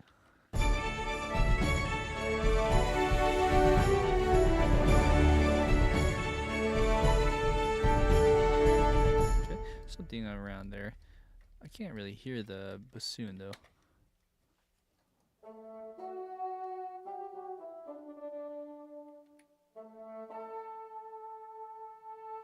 Like that, just a little push at the end. Okay.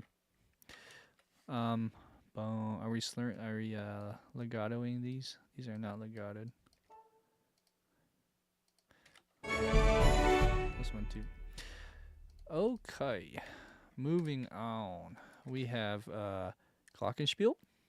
Glockenspiel plays somewhere in the recording around here.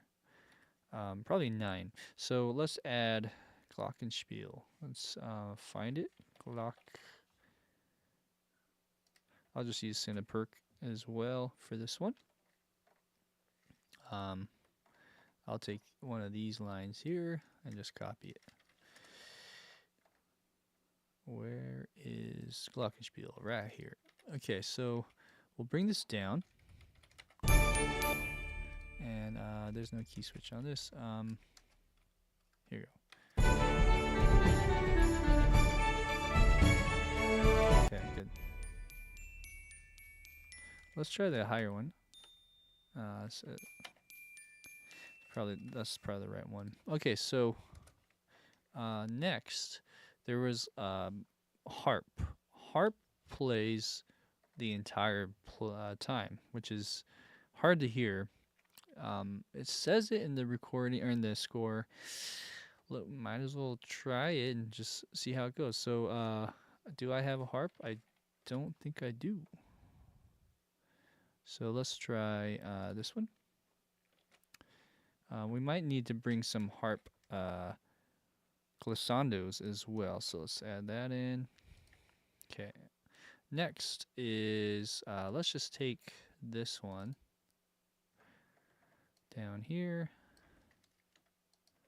And let's go ahead and add the harp in. Last but not least after that is going to be the percussion.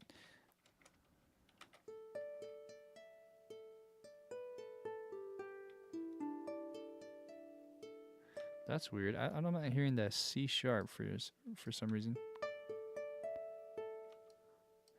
Am I on the wrong one? That's why. I'm sorry.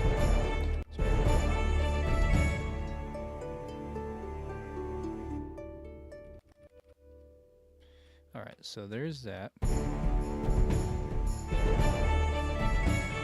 All right, let's make sure it's in the right octave as written. So the you have two harps, as I mentioned before, playing this. So you have A on the higher end, which is A. I think it's A4 in this case. A4 and then D2. D4. Okay, so we might have to use two different harps for this too, or I think we might be able to get away with just doing this. Like that. I'm just going to play a little quieter. Like that. Anywho, I think, did I double? No, I didn't. Okay, so same thing. We just go here. Like that. Okay, now I believe that's all in the right octaves. A4, D4. Okay.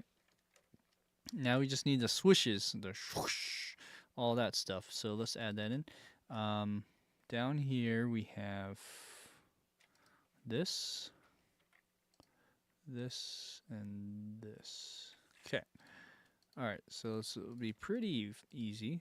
So we need bass drum and cymbal for one. Might be able to do this as well. So next is we take this down, and this one we'll do. Oh no, I did it again. Sorry. Let me. I keep pressing F1, and I need to get out of this. Ah, there you go. Sorry about that. F1 brings up the help screen, and I'm like, what the? There we go. Okay, so there's that. Let's see.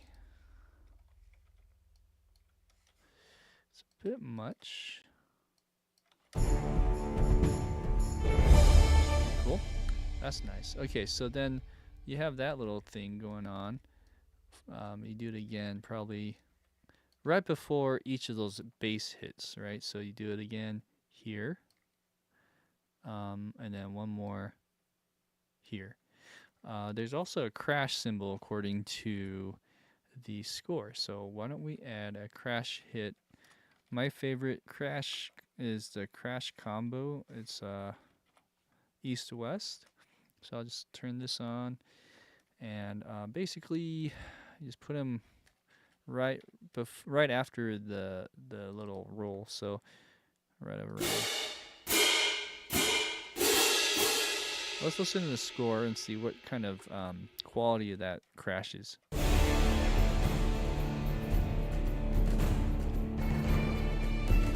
Might not need to put it right there, but right here. Okay, so it's a little bit, I don't know, it's more subdued, I guess.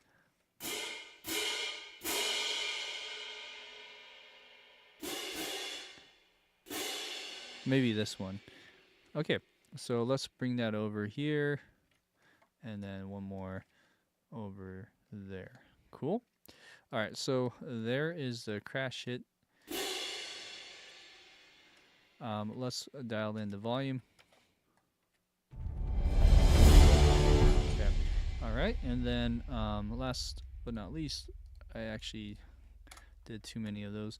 Okay, I think we got this section done.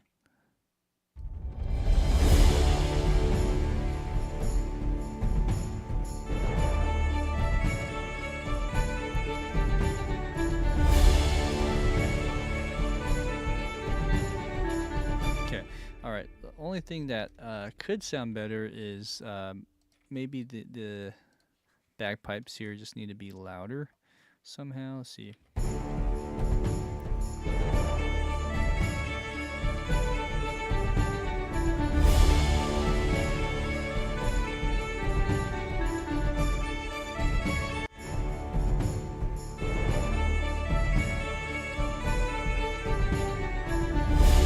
Like that.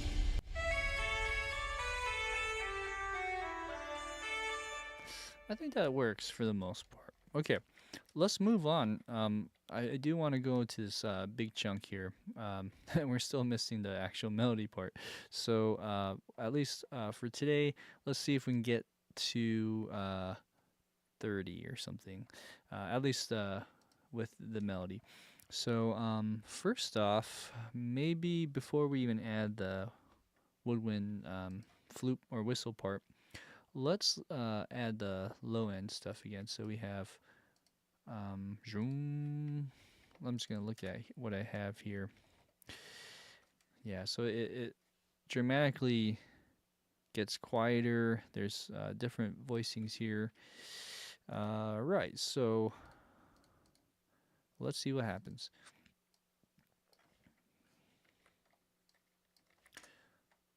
So first, tuba, or let's do bass violin or bass contrabass in the strings.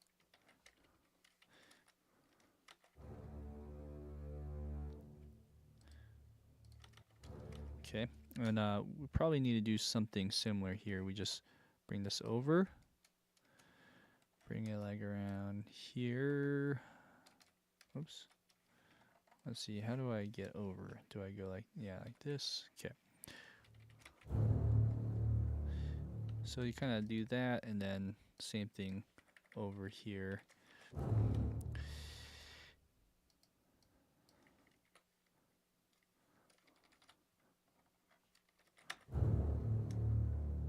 A little bit of a gap. Okay, so that's the idea. This part I'm not sure. I'm just gonna put him in though as we speak. I'm just manually put that in, eyeball it.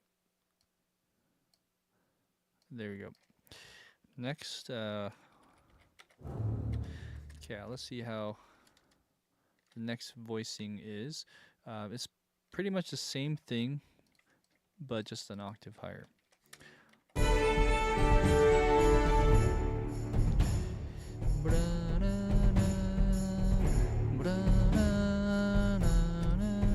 A little bit quieter too. So maybe here we go like that. What else?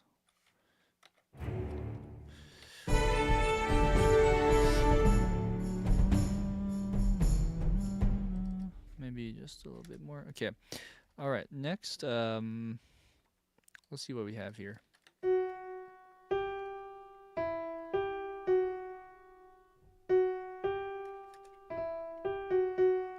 So that's the melody an octave lower. I think these are trombone / viola, and then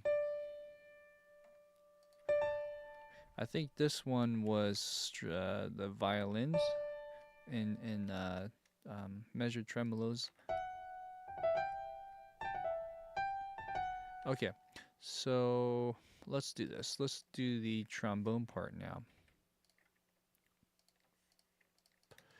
Trombone, let's go with the this one. I think we can just combine actually like that. All right? Okay, so oh, it's the same thing though, isn't it? Oh, we don't want that then. Because these are in unison, huh? Actually, let's freeze on that. Let's just hear this one by itself.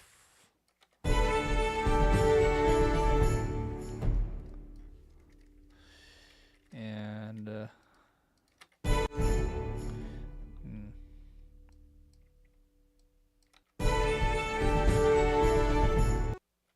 oh, hello.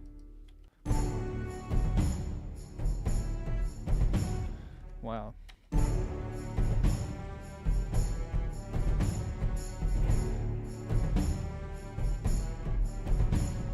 Okay, so let me just double check this. I think from what I remember, I'm on the wrong measure down here.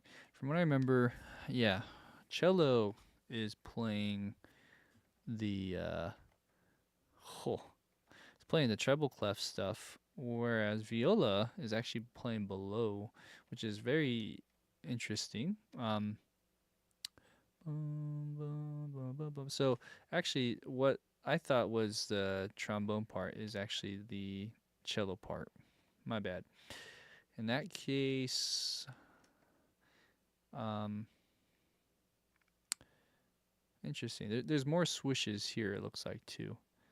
Or actually, no, this swoosh is just longer. That's what it is. Anyways, let's do that. I guess it gets a little more complicated on the second half of this page. You have horns doing some cool stuff. You have this little run here. Clarinets. Ooh, and the woodwinds. All of this is doing some harmonies. Okay. We got our work cut out for us. What's this? Bassoon? Do, do, do, do, do. Same thing. Alright. Okay, bassoon and cellos are playing together here. So let's go ahead and undo, or let's just take out this. And let's put this over to the cello over here. Alright. So what I had is actually, this needs to be, kind of like that. It's too bad. Maybe we can split the cello. How about that? Maybe we split the cello. Just bear with me here. And then here we go. For some reason that's not playing. It might not be on. There you go. Okay.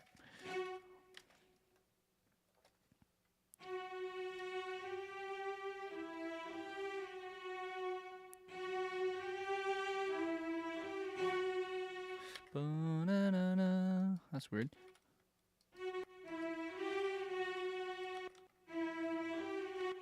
There you go. Okay. Alright, so that's that. And then here, oh, okay. The melody still continues. So let's put that in here.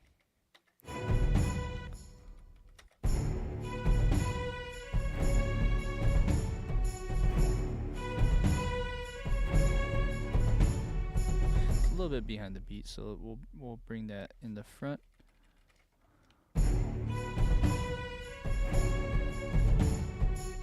Dee. Timing's a little weird on that, even though it's on the grid.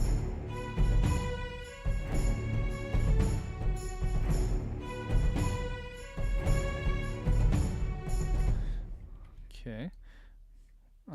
Anytime we do this, it's kind of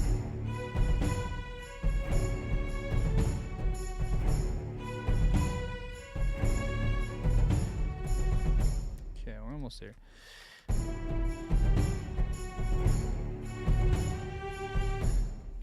It might be this velocity too.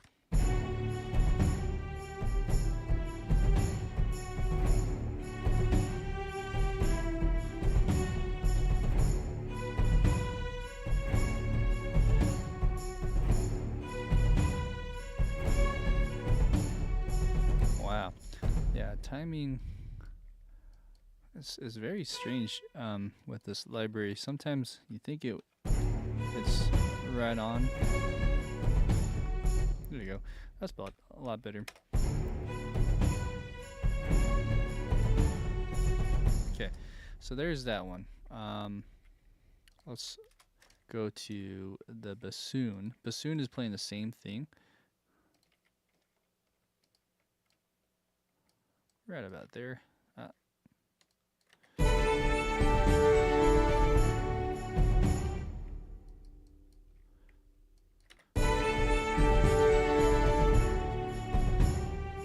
let's listen to this. Will this go that high? I don't think it plays here actually though. Good. All right, so then there's like a run. Let's see. So we're gonna put this one in here. Yeah, like that. And let's do maybe like a staccato. I don't know actually. Is it slurred? It's staccato. It says right here, staccato. Okay, so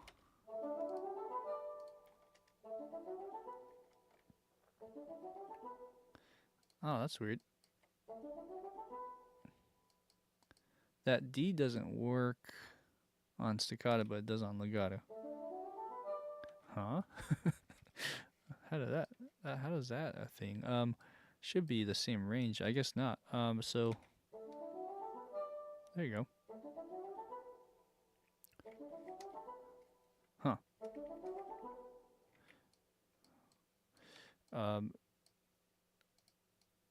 I just learned something about the library. There you go. Okay, so that's C or D4 is your last note. Is that right? D4. No, it's not. So it's a whole octave lower. It's actually D3. There you go. All right, and if memory serves right, I think oboe does this as well, but an octave higher or even one more. Let's see. So oboe is actually just doing D4. D4. Excuse me, D3. There you go.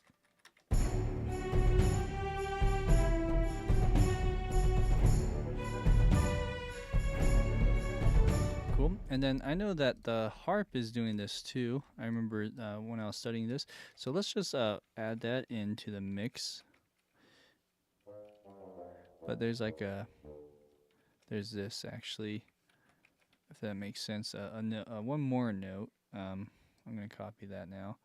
So like that. Okay, and then harp. Let's go back to this one over here. And let's bring that to the grid. Okay. Now I'm not sure if the harp is hello.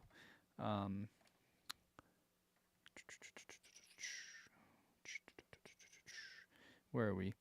Yeah, the harp is going D2 to whoa, hello. Do do do do do.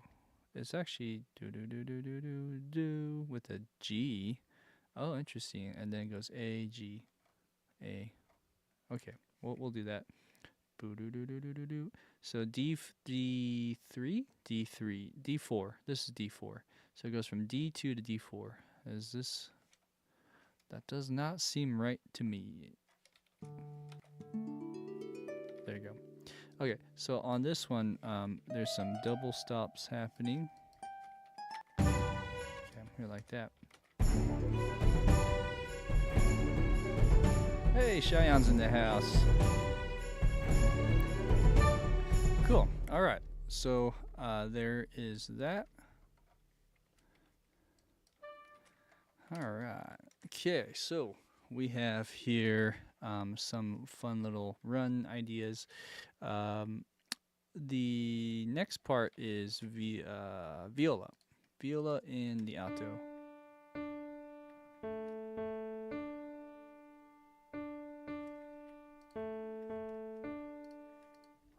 So I'm just going to copy this over, and this one is viola. Okay. Over here, I'm going to just kind of push it forward a little bit.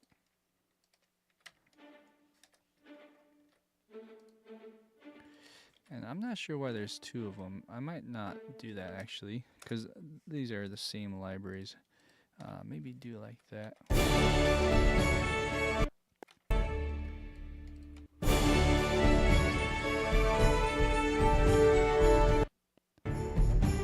Oops.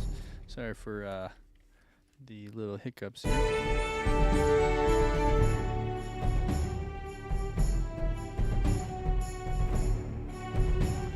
I can't even hear that. So quiet. That's weird.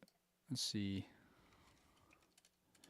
I'm not sure why it's so quiet. So let's just bump it up just a bit on that end.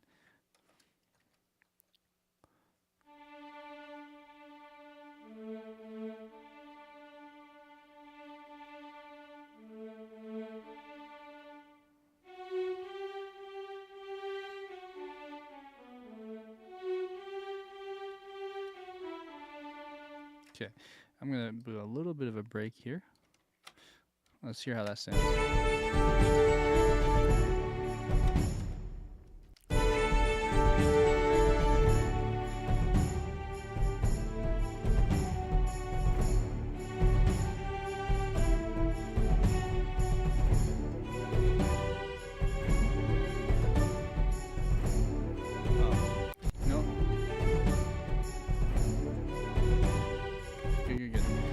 I need to bring this up.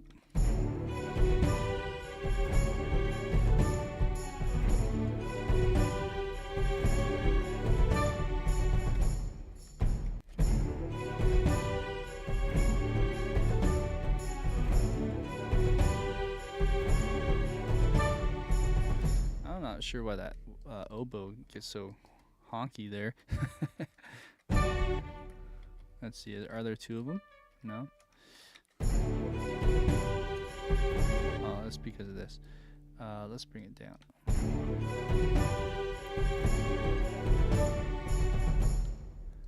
All right. Cool, cool, cool. Ah, awesome. Good to hear everyone's back in. The whole gang's here. Cheyenne, Guy Shard, Sam. It's good to see other familiar names. Brandon Miller in the past. You have Dill Score. And any of my Twitch guys watching right now. If you're watching on Twitch, give a shout out as well. All right. Here we go. So we have all of that. Let's look at,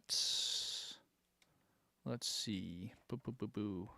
Before we do the melody, I just want to see if there's anything else that we're missing. Oh yeah, this one. So all of this are measured tremolos, I believe. And then it splits here.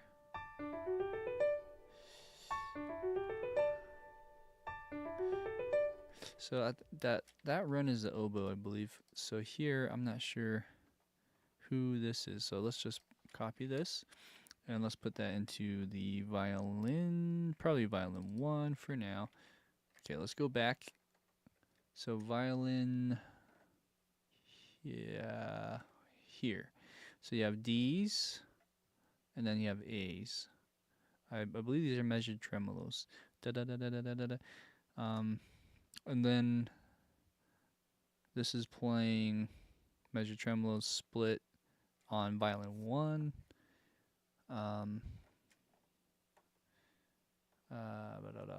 Let's see here. it stops on 20. Okay. Whew. Lots of stuff to still do. D, A. So this is actually violin 1, so I should move this over here like that. Okay. And then, like I said, these are, I believe, measured tremolos. So we just copy that, put it over here, basically, until we fill everything out, right?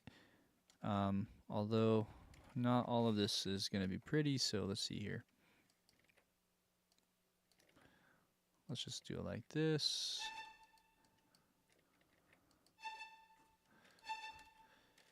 All right. Next.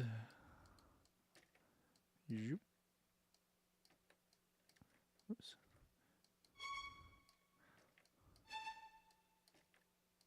Yeah, like that. Yeah, okay.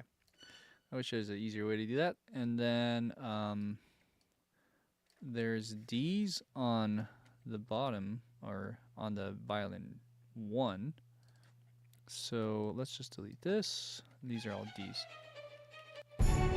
Okay, cool. And then we have to get the volume better.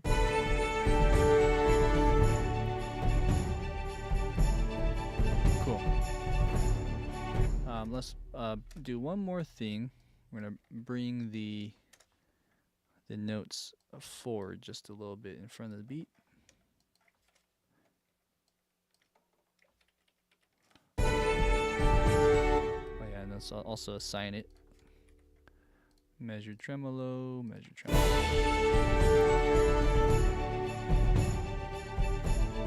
Okay, cool. What does violin 2 do? Let's see here. So violin 2 is playing D, but then it goes to this little run. So that's just doing the same thing as oboe, which, should I just grab it? Let's just do that. Let's grab this, and let's take that out. Boom. Let's add that little thing in there.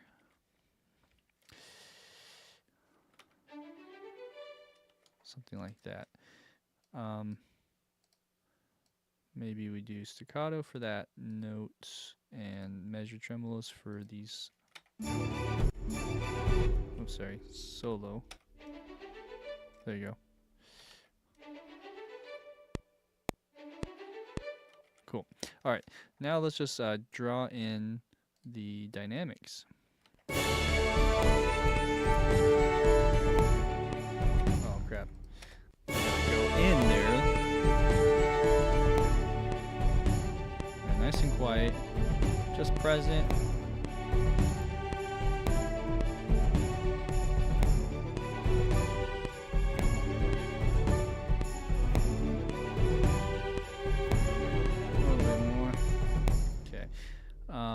Yeah, this is debatable here. Maybe I go more. Yeah,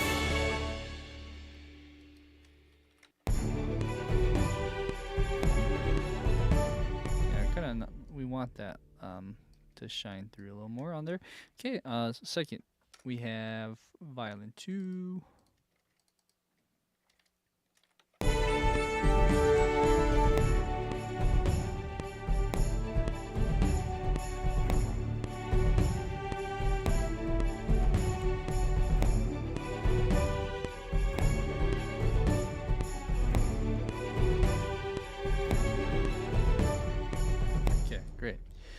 All right, I think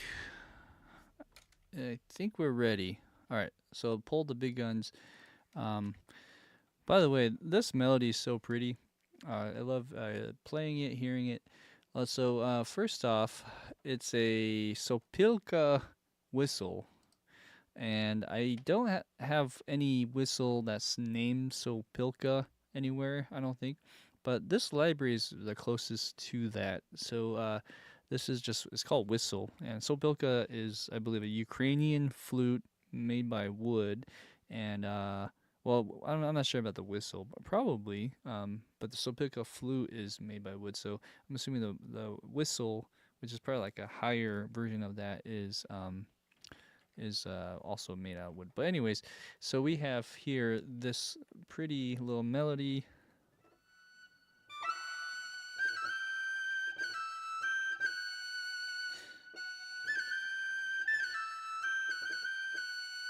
And then, where am I? Next page. Oh, I'll go a little down on that. It's kind of sharp. Let me go to the next page. Okay, right here, this last two notes is wrong. Well, I don't know. At least in the recording, it sounds different. It goes. So yeah, that's the only thing I heard differently. And I'm gonna just stick with my ears there for this one. So on the notes we have here, and I'm just gonna copy and paste the one that I recorded in earlier today when I was doing this, just on the piano. But now I'm transferring it. Ah, that's nice. This is the first time listening to it on the whistle like this.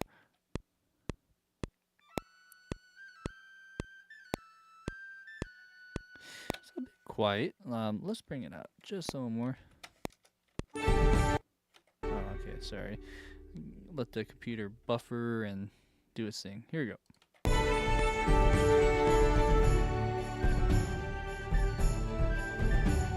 Cool. It's a bit quiet still. It doesn't need to be that much more loud, but I'm gonna bring it up in the gain. Here you go.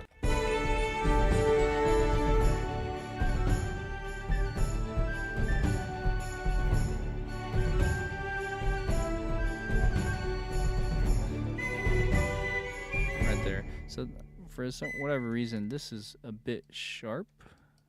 A bit harsh just in the tone as well, so maybe bring it down.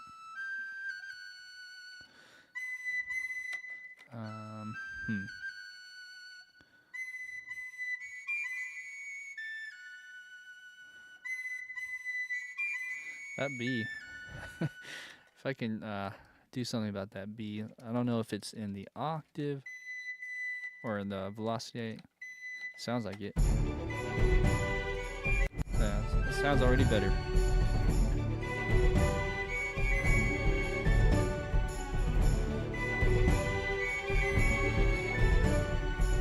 Oh yeah.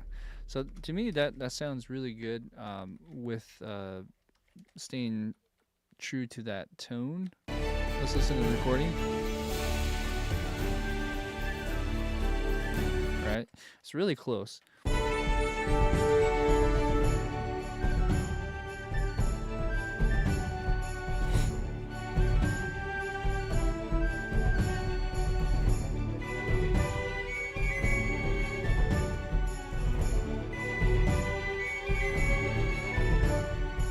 Cool. All right, so let's move to the next thing. Do we have anything else that we should add here? Not sure. Maybe the drone? Maybe I'm assuming this kind of stays, but I could be wrong. Let me try something here.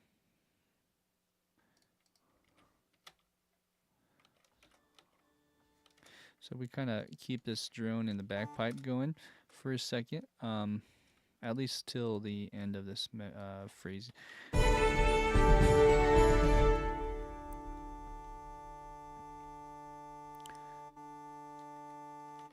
Should we try it? Let's try it.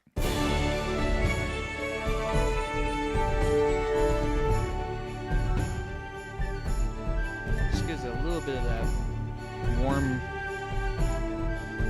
ethnic sound. Okay. All right. So there's more to this. There's on the second half we have horns, and then the woodwinds join in here at 17.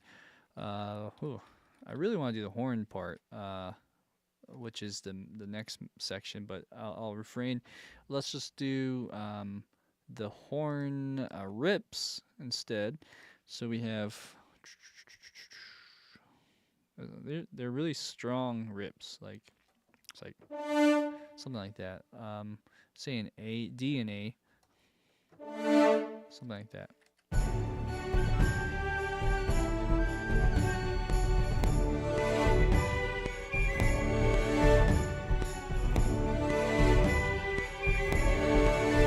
Something like that.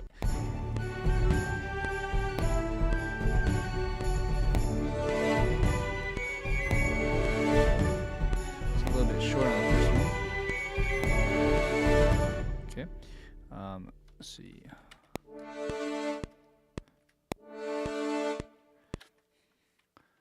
A little bit quieter on that. Okay. Yeah. Nice. Let's see. A little bit shorter. Okay.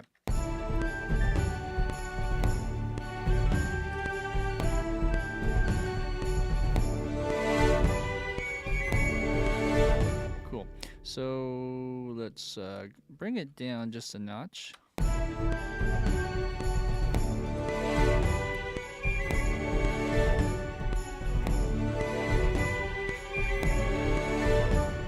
Cool.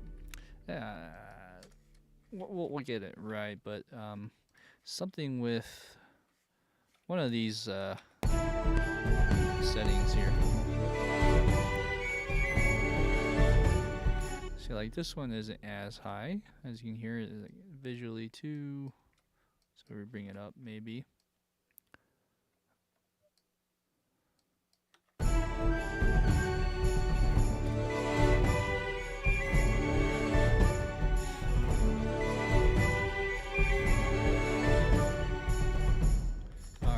Okay, so there's a few other things here. We have okay,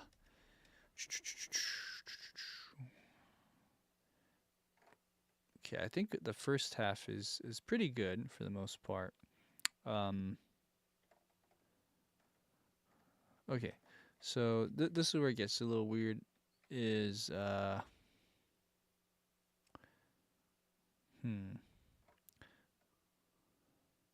Celeste comes in. That's the weird part. I mean, I'm sure it's there, so you don't even hear in the recording that dee-dee-dee-dee-doo.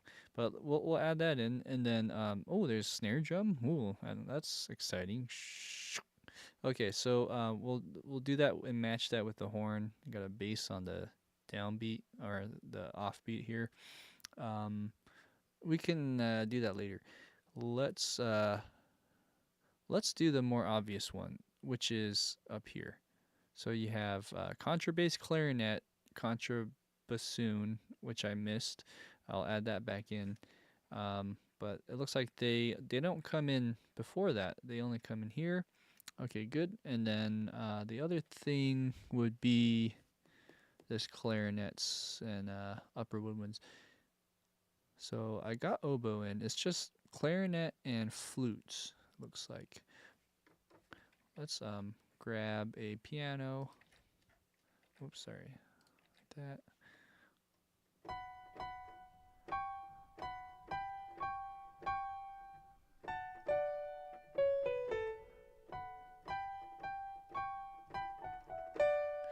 Okay, that's flute.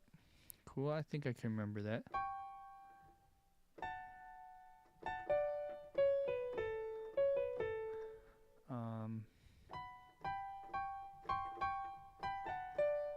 And then clarinet. It's just an octave lower.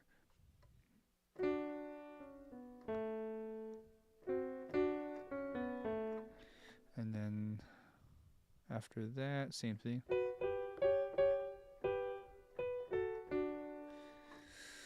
Alright. Let's do it. So we have flute here. Let's bring it in here. If we do one, then you can just copy and paste to the clarinet. So how should I do this?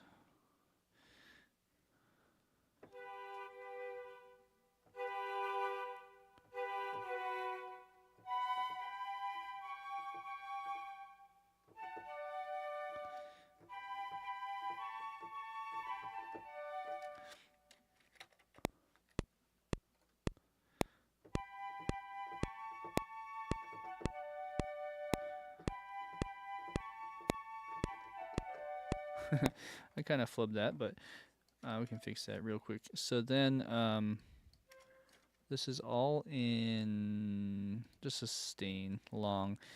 Okay, so then let's go like that.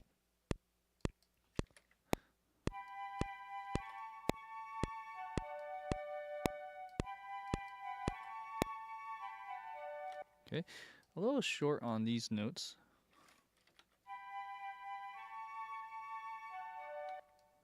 A little breath.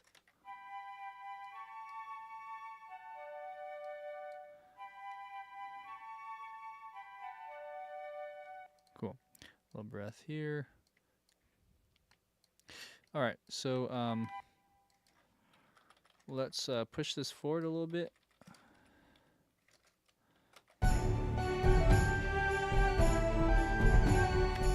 Oh, wrong measure.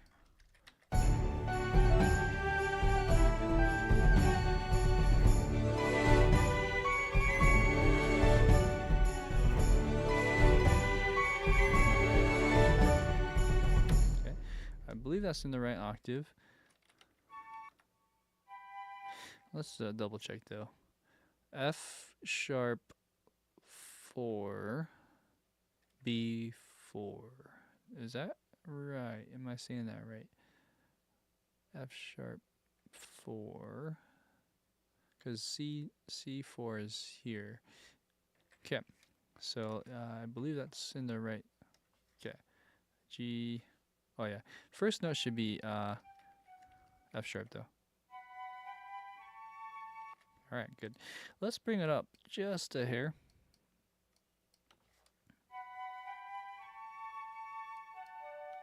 Good, good, good.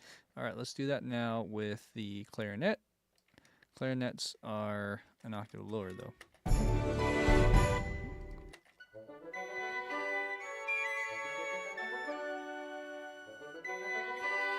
Good.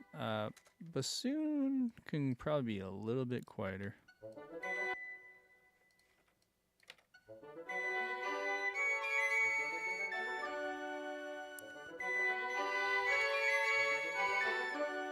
Cool. And then there's the contra bass and bassoon. That's just basically playing this down here. So let's just go copy that. Although, oh, I see. I'm on the wrong measure. That's why. This should be here. So I'll just copy that into these two. All right, let's check the notes, make sure they're in the right octaves. One thing I didn't do here is I'm not sure if I'm in the right octave in general, but I'm just gonna match it.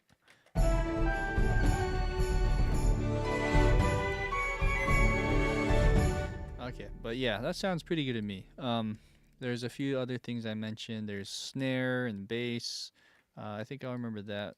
But one that I don't know off the top of my head is the Celeste. So let's load in an instance of Randy's. And on Randy's Celeste, there's like a note that goes descending. So that line is right here. It goes...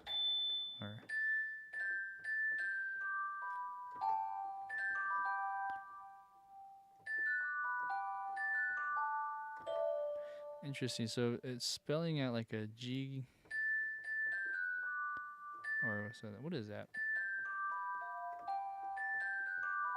It's like a G major 7th chord, and then the other one's a D, and then okay, let's do that now. So, I'm gonna slow it down and go something like this. Let's go back. Okay, and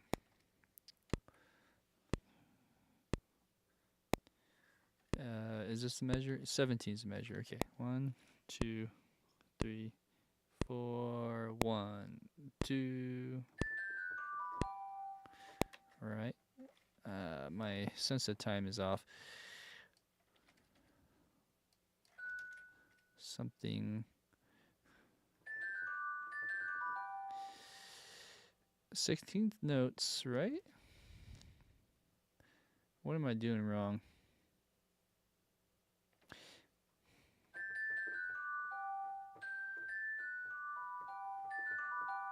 Am I adding a note?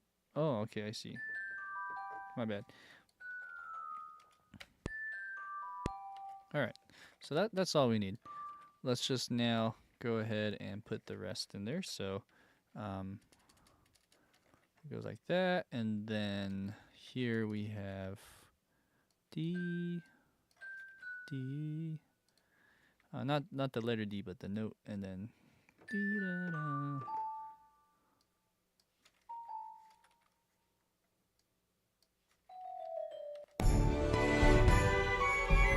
Okay, that's what I think it's saying. Let's see here.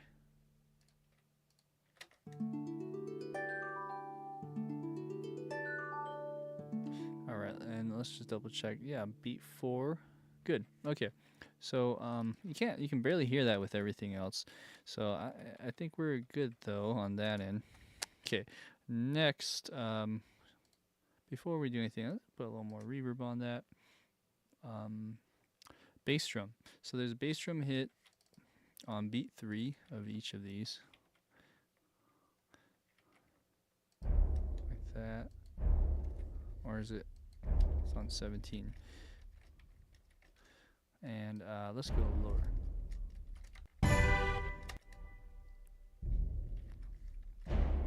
Maybe like that.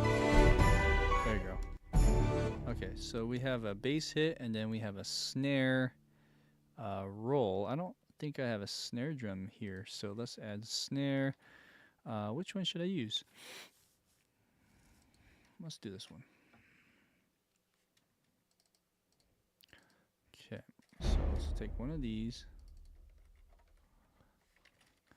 We'll go, I forget which one. Let's see here. Oh, that's nice. Yeah, so 1, 2, 3. It's a little bit early, so maybe do that. That's pretty good. Let's take it to, yeah. Okay.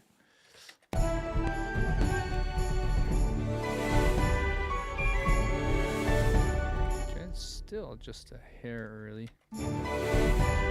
Okay, good, and let's bring that down.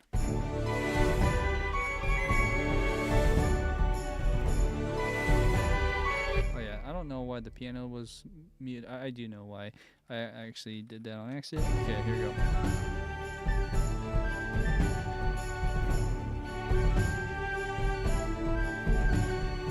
Okay, cool. I feel like the cello is just a hair loud, so let's bring that down.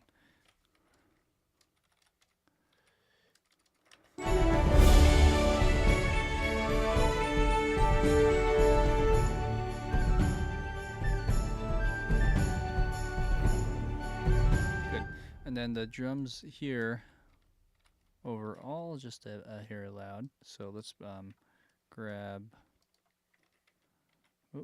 this one and maybe even the tambourine. Okay, and let's see here. See what we can do. Maybe just bring down the velocity 1 or 2.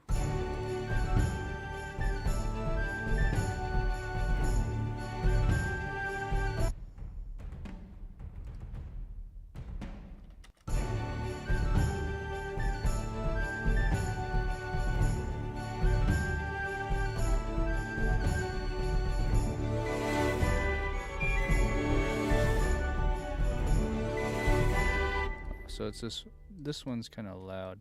Let's bring this down more.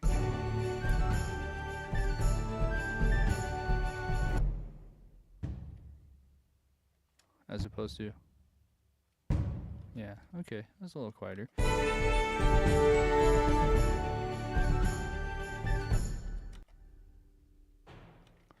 We'll keep that up, but one of these is just a little bit too loud. Okay.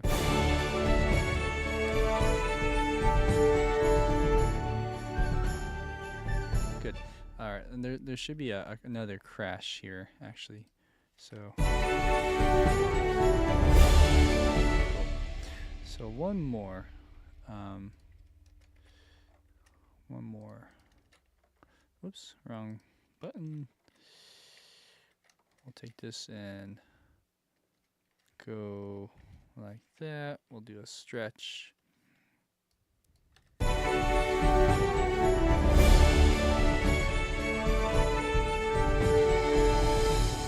you go. That's nice. Oh, I did the F1 button again. My bad. I have F2 button doing something with the time stretch, and so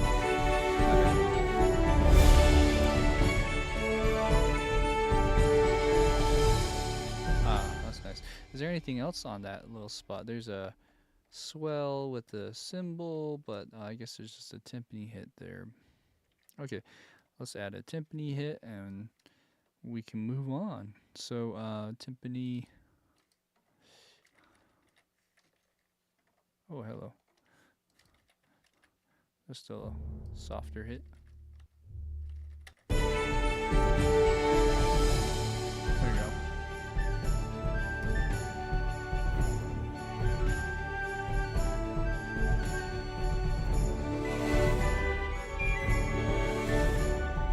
Cool. That the horn sounds great. It's just a hair loud, that's all. Maybe we bring some of that down.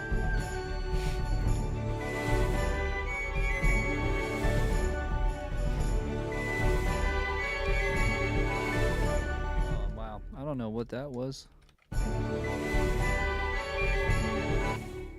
What is going on there?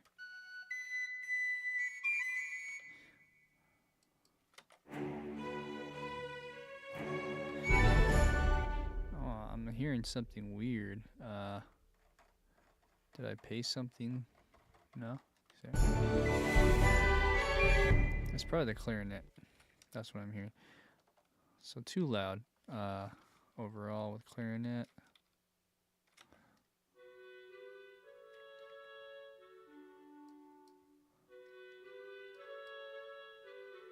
There you go.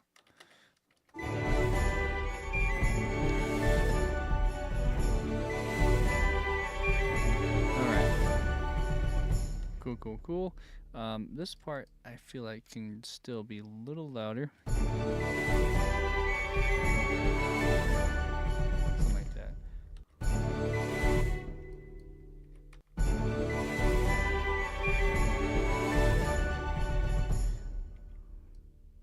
Okay, I'm not sure if that violin 1 stopped at the split there, so let's double check. Right here. It does. Oh no, it's actually a whole note, so yeah, I did that right then. Okay, so now we're on the next line, or next page here. Boom, boom, boom, boom. Okay, this is the best part. When that horn comes in. Boom, boom, boom, boom, boom. That's what I'm looking at. Okay, so yeah. What makes it special is not just the horns, it's the low brass that does the counterpoint with it. It's really nice. So we can do this. I'm not sure we can finish it, but I'm gonna start it. At least the brass stuff. It'd be a lot of fun to get that done and out of the way. Okay, here we go. So first off, we have our brass. So let's just take these guys and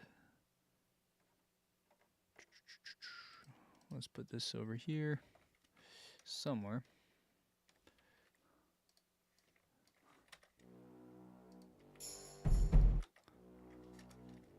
Okay.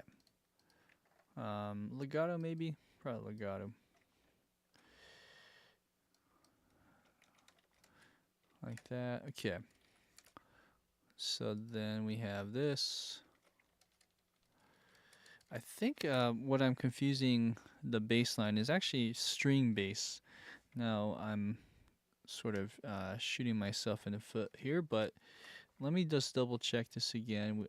What I was saying is actually string bass bass line. Tuba is doing it too, it looks like, actually. So I'm not 100% wrong, but I'm just wondering if they play the same thing all the way through this line here. So we have, it goes down.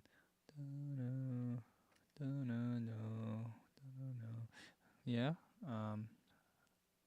So it's the same bass. There is a power chord here. G. What is this one? E and B. Okay. Yeah. Goes low on that.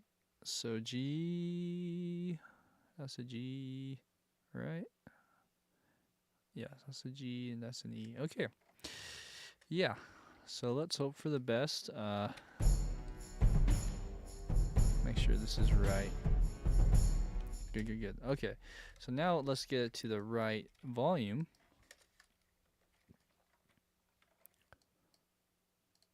Right. Everything else. Okay. Why is it so quiet? It's because of this. Let's see. Should I just copy and paste that? That's probably easier.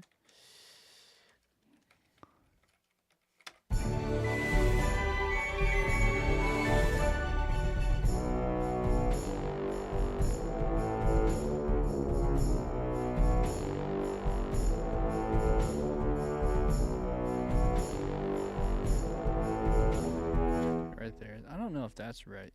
E. Okay, let's double check that. We have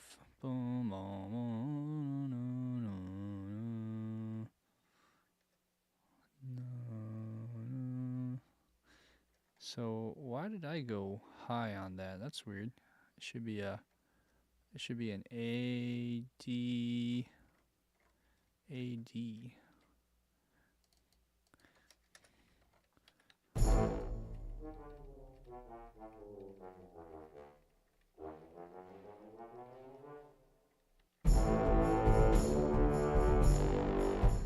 Right? Now is A D. Where am I looking at? A. Oh, okay. So the this is a little bit different on trombone, actually, bass trombone. That's fine. Let's look down here. Maybe what I was seeing is this. Okay. So I was seeing this. Okay, then let's take out the bass trombone notes, and it should be.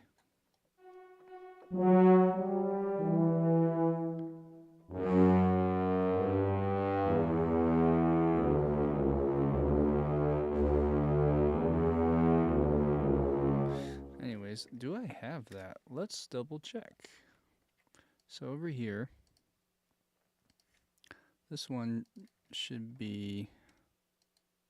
No, it's not. Is it this one? It's this one. It's a little bit different though.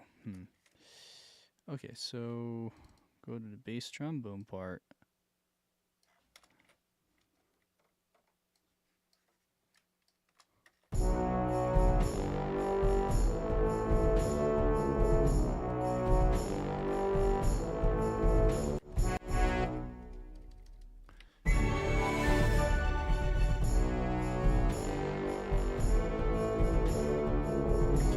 Let's check these notes. These are not 100% right. So we have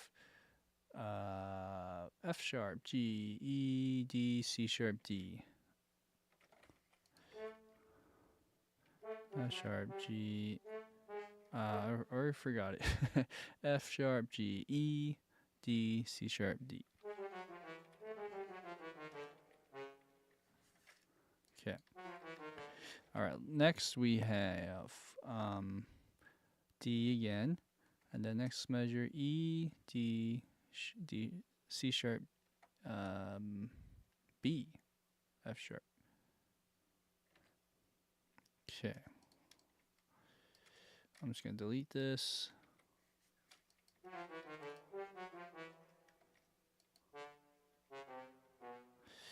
Although I think I put this in the wrong spot. It should be like this. Okay, so the after D we have E, oh, D, C sharp, B, F sharp. I see. So it should be here instead.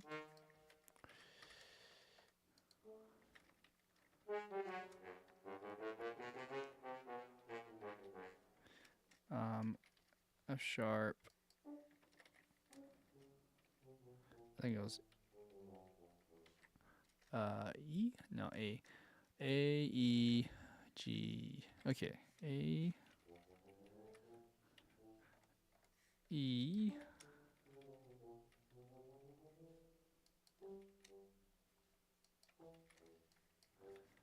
Okay. And power chord. All right.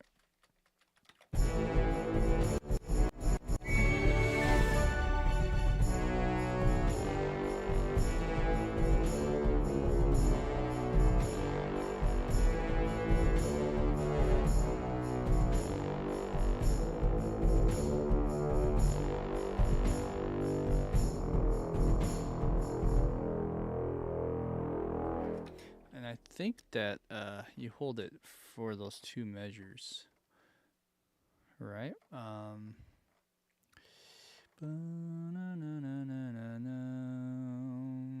actually one page behind. So here, so you got the low, and then hit it again, and it's just one measure. It looks like, oh, one measure. Okay. My bad. So bring this over here. We'll just kind of do that.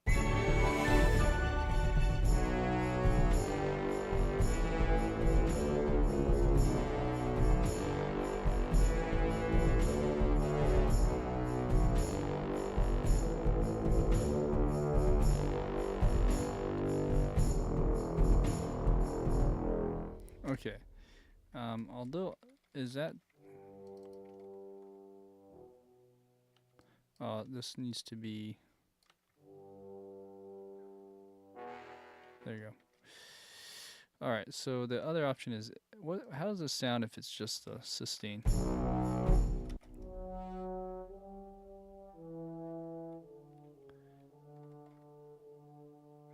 Almost sounds better that way. The other one just sounded too artificial.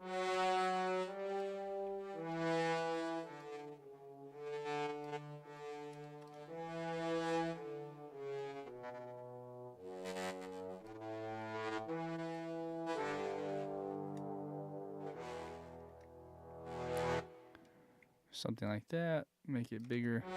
Okay. So, real quick, let's do the bass line as well. A little too loud.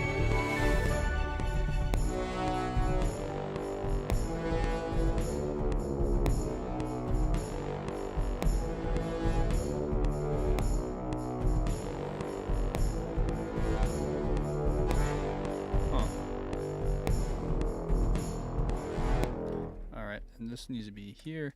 This sounds a little weird to me. I'm not sure why. Should be all sustained.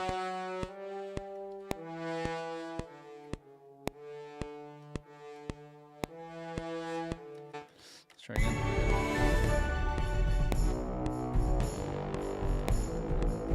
Yeah. Oh, okay. Let's. Something's not right.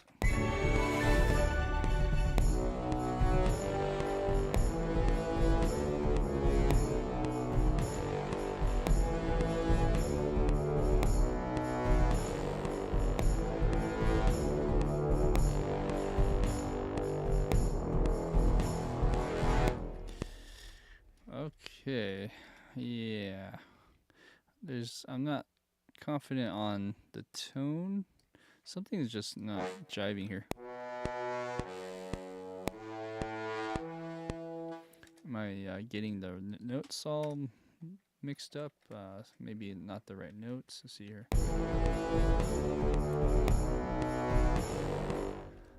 Should it be a G? Let's see, or a F sharp. Maybe I'm hitting a wrong note. Let's see. So up here, I think there should be a F sharp. So I have a wrong note. For some reason I put G in there. It should be G, F sharp.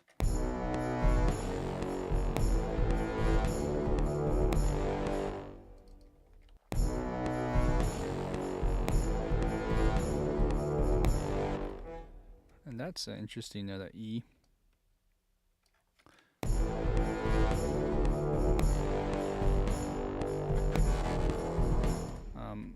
Okay, so let's do that again down here.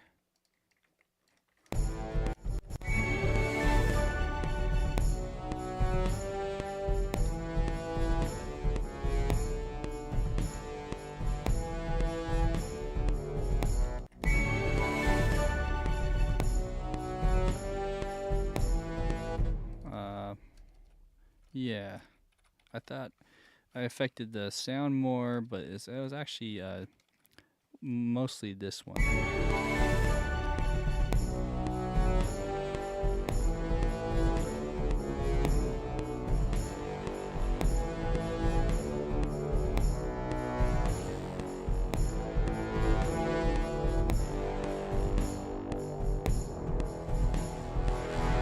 Okay, all right. So that's that, and then we have the bass line doing the same thing down here with the strings,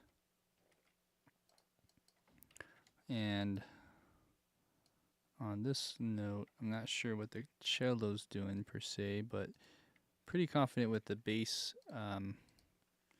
It's the same.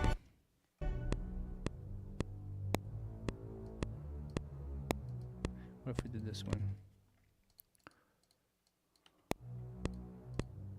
Well, that's weird. There you go. No. Doesn't want to switch. There you go.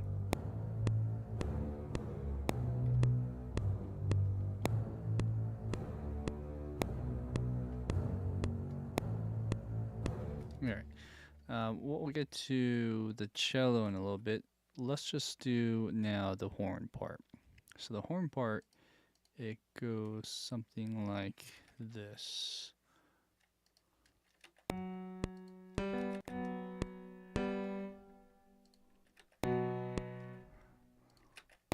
There you go. So this one.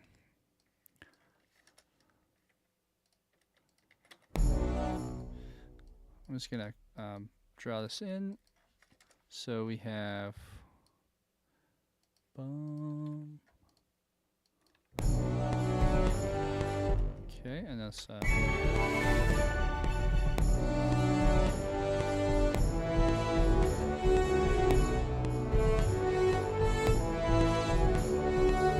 it's a little bit behind the beat. Let's push that forward on both of those.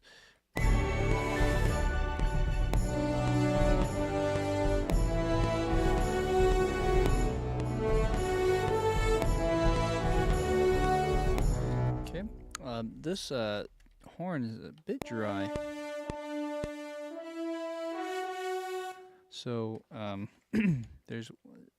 really want to change that. I'm gonna actually go into the ensemble. Let's go here, and a quick way to do that is actually just give ourselves reverb inside of the contact. See if that changes anything. Yeah, let's try it.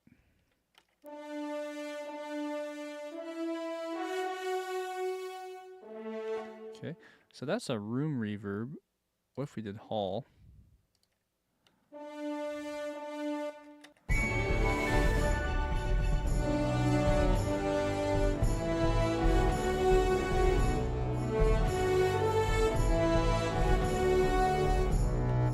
that's one thing.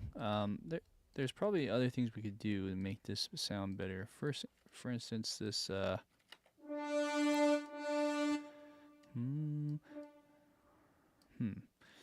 something with this one's kind of funky.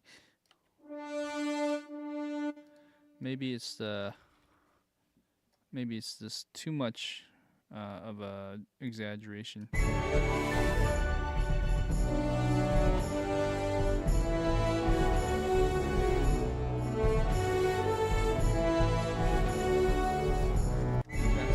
More musical that way.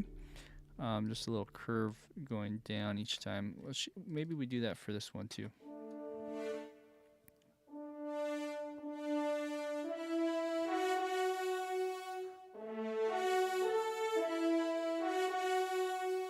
Okay, and then we could layer it with one more. Maybe the arc one as well. Metropolis arc.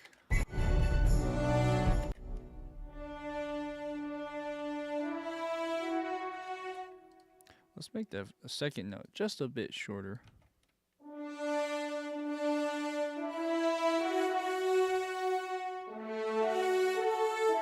Good. All right, that sounds a lot better. And then there's trombone that is playing harmony to all of that. And that will probably round everything out.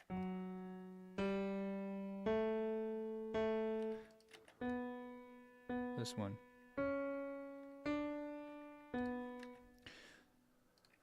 If I were to add that in, I'm just curious how that sounds to help harmonize and just round all of that. Let's see here.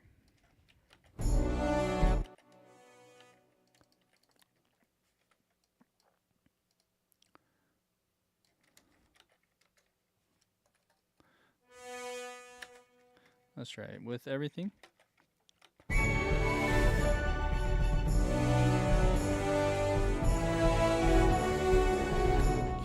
Might not be the right articulation.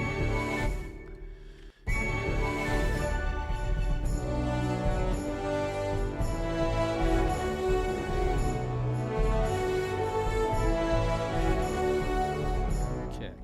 All right. So it's getting better. It needs a lot of work there, but looking at the time, and I feel like everything is it's getting there, but we need to probably cap it for today. I see 7 Tears of Hope. Hey, it's good to see you, man. How you doing?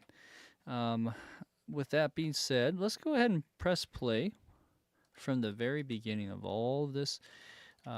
We spent about 3 hours on this ride, and it's been fun. I think we might have to do like 3 more episodes of this, just because of the intricacy.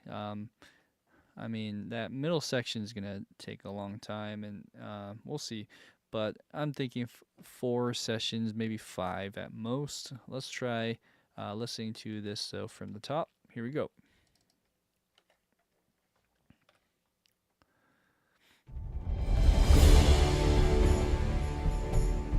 Oops.